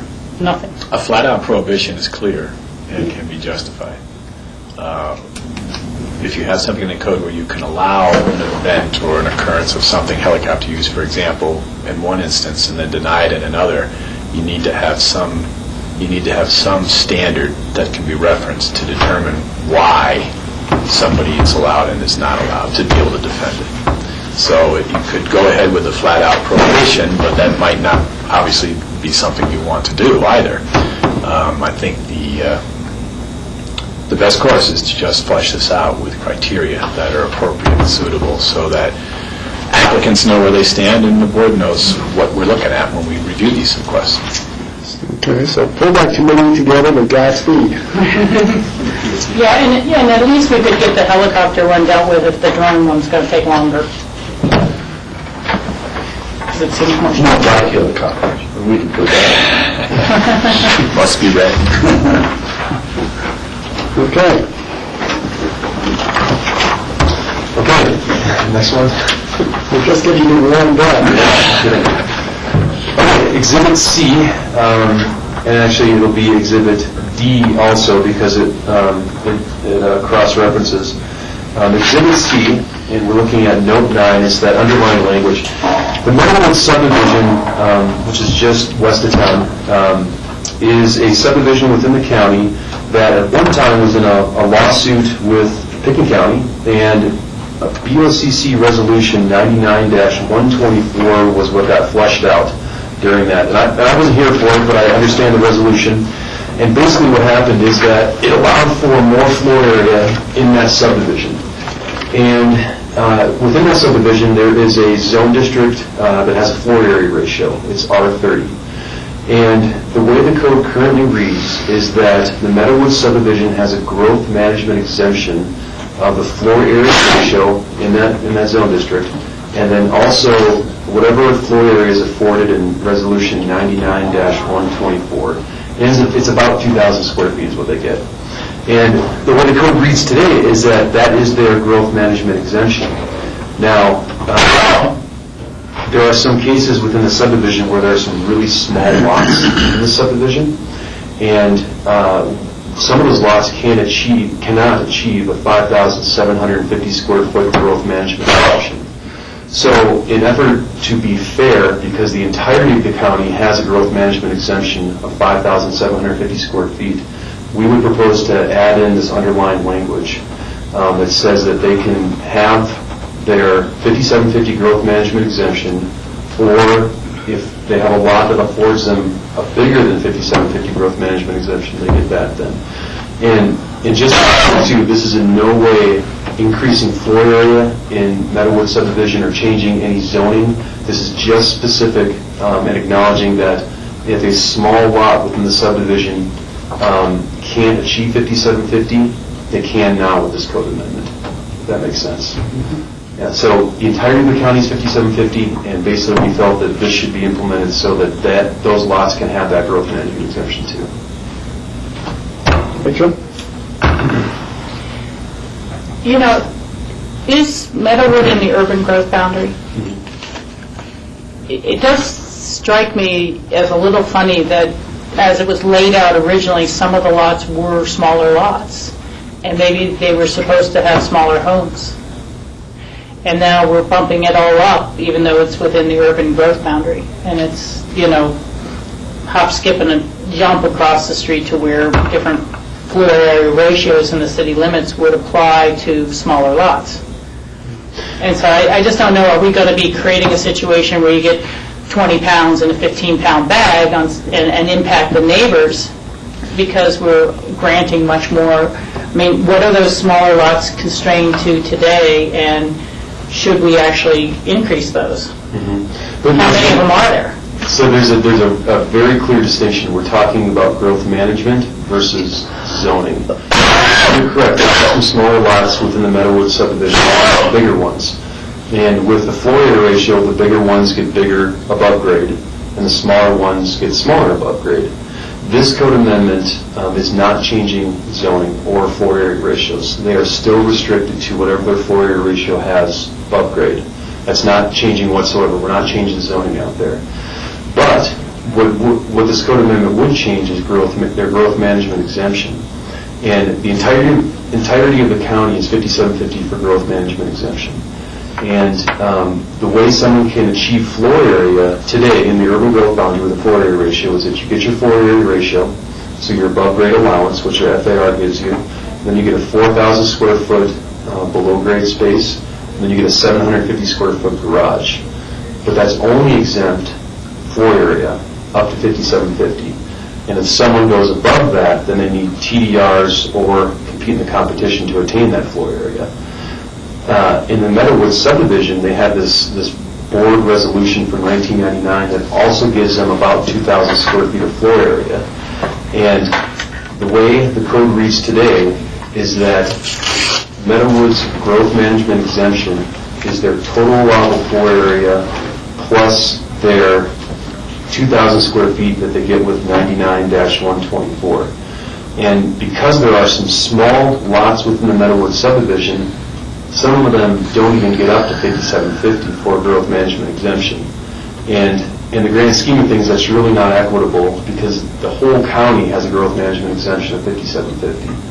So in effort to be equitable, this would create that 5,750 GMQS exemption for Meadowwood. This is not changing zoning. This will not increase above grade floor area. This will not pack a 10-pound house into a 2-pound lot. This is only giving them an equitable 5,750 growth management exemption, and that's it.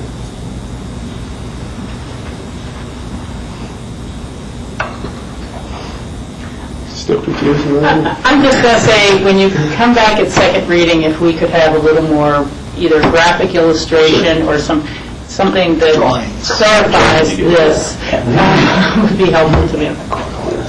Okay. Other questions on this? Okay. Next month?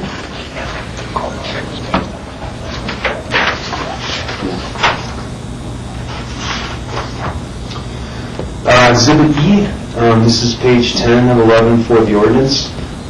And this is our Chapter 9 of the Land Use Code that deals with legal non-conforming structures and uses within the county. And the subsection we're looking at is 95020C. And there are certain legal non-conforming structures that can be expanded and repaired and restored within the county, and this code section acknowledges that. But there are some prohibited enlargements of a nonconformity, and one of those is when there's a structure that exceeds its floor area. So let's just say that there's an old structure in the 60s when we didn't have zoning, and it exceeds its floor area ratio, and it's on Red Mountain. The way the code currently reads is that one would be able to not expand the floor area where the floor area has been exceeded. Now, this is going to get into two different types of floor area. I think we're going to need another illustration. Okay.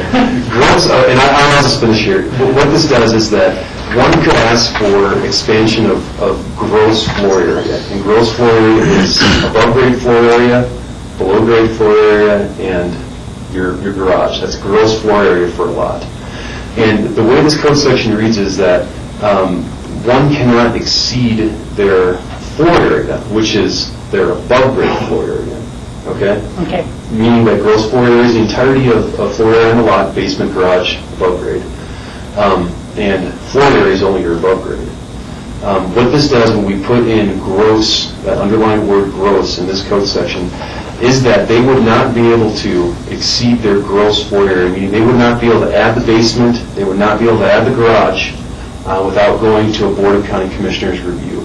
And this is kind of a nuance, if you will, because the way it reads today, one could exceed their floor area by putting in a basement and a garage and have a staff level review. We don't think that's appropriate. We think that if floor area is exceeded because you've got this old quirky house from the 60s, it really should be a Board of County Commissioner review.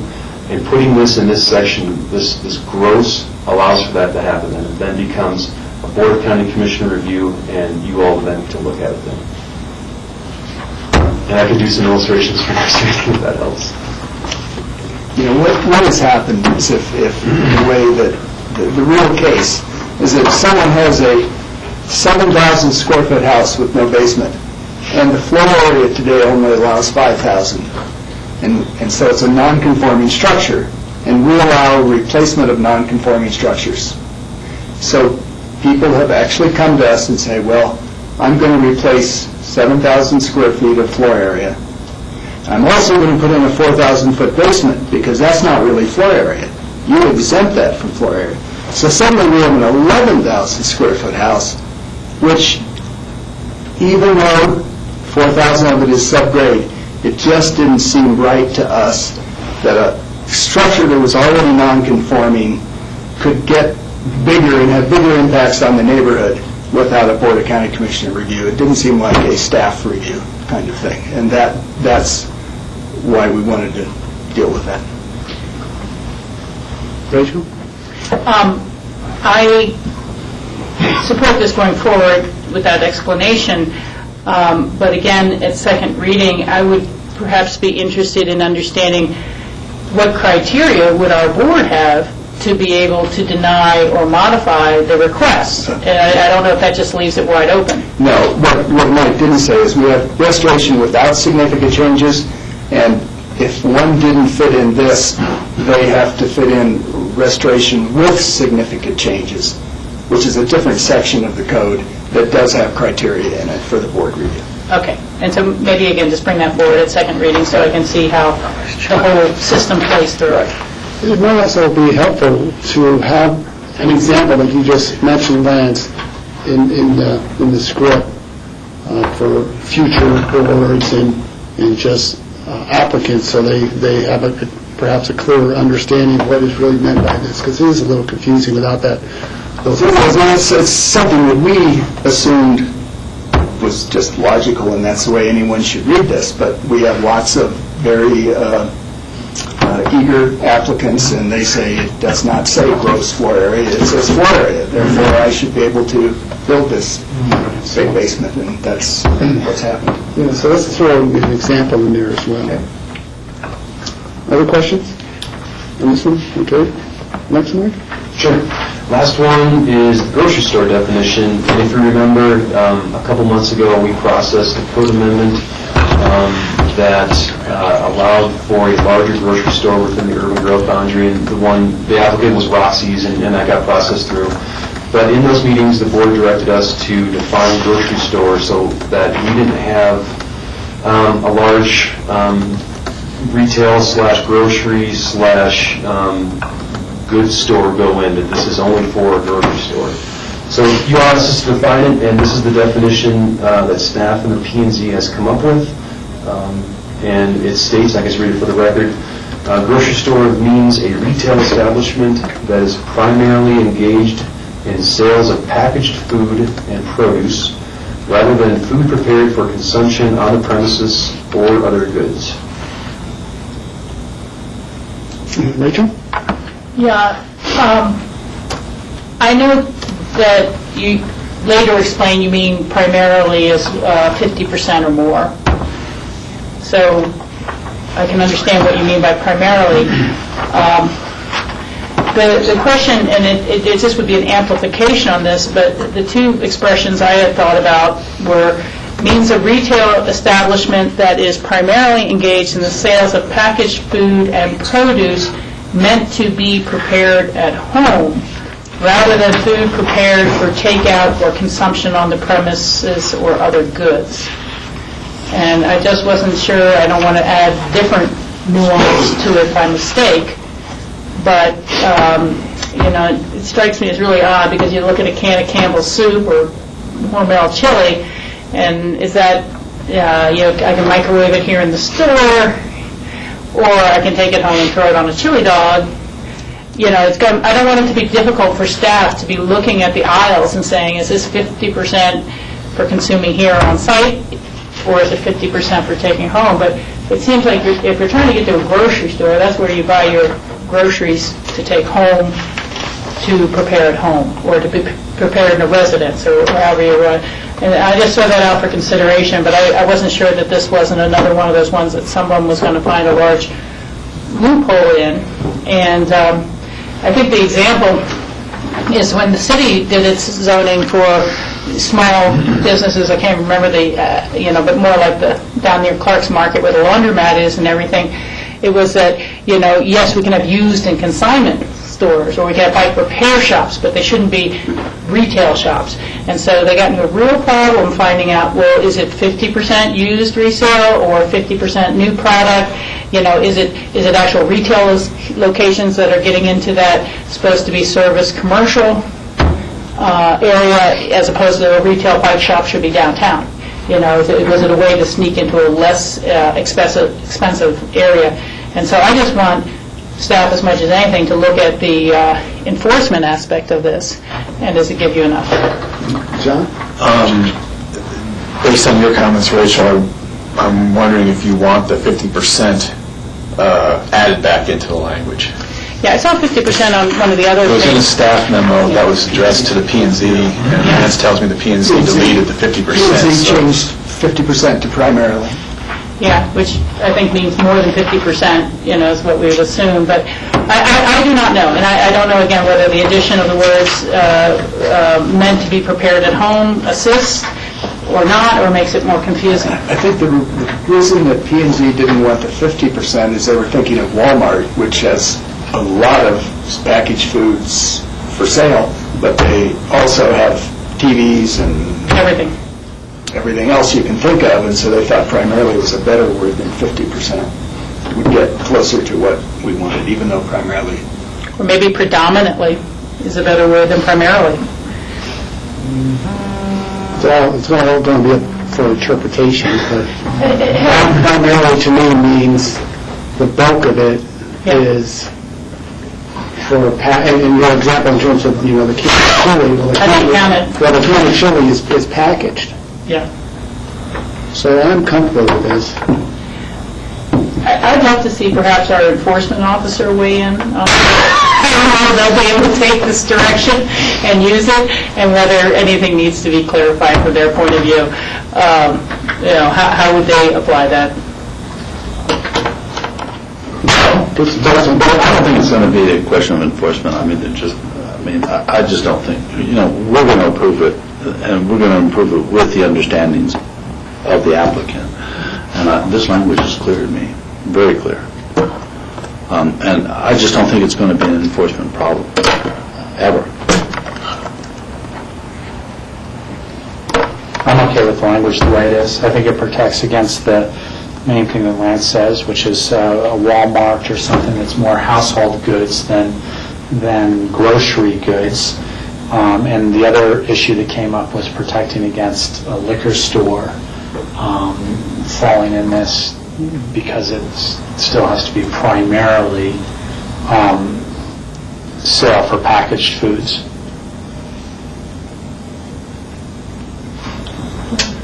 Well, I think the majority of these are good with it.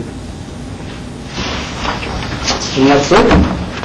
That's the last one. So this was first reading, public hearing, and staff will set second reading January 23rd. Is it a public hearing? I don't hear a motion to comment on this. Seeing none, I'll close the public hearing and bring it back to the board.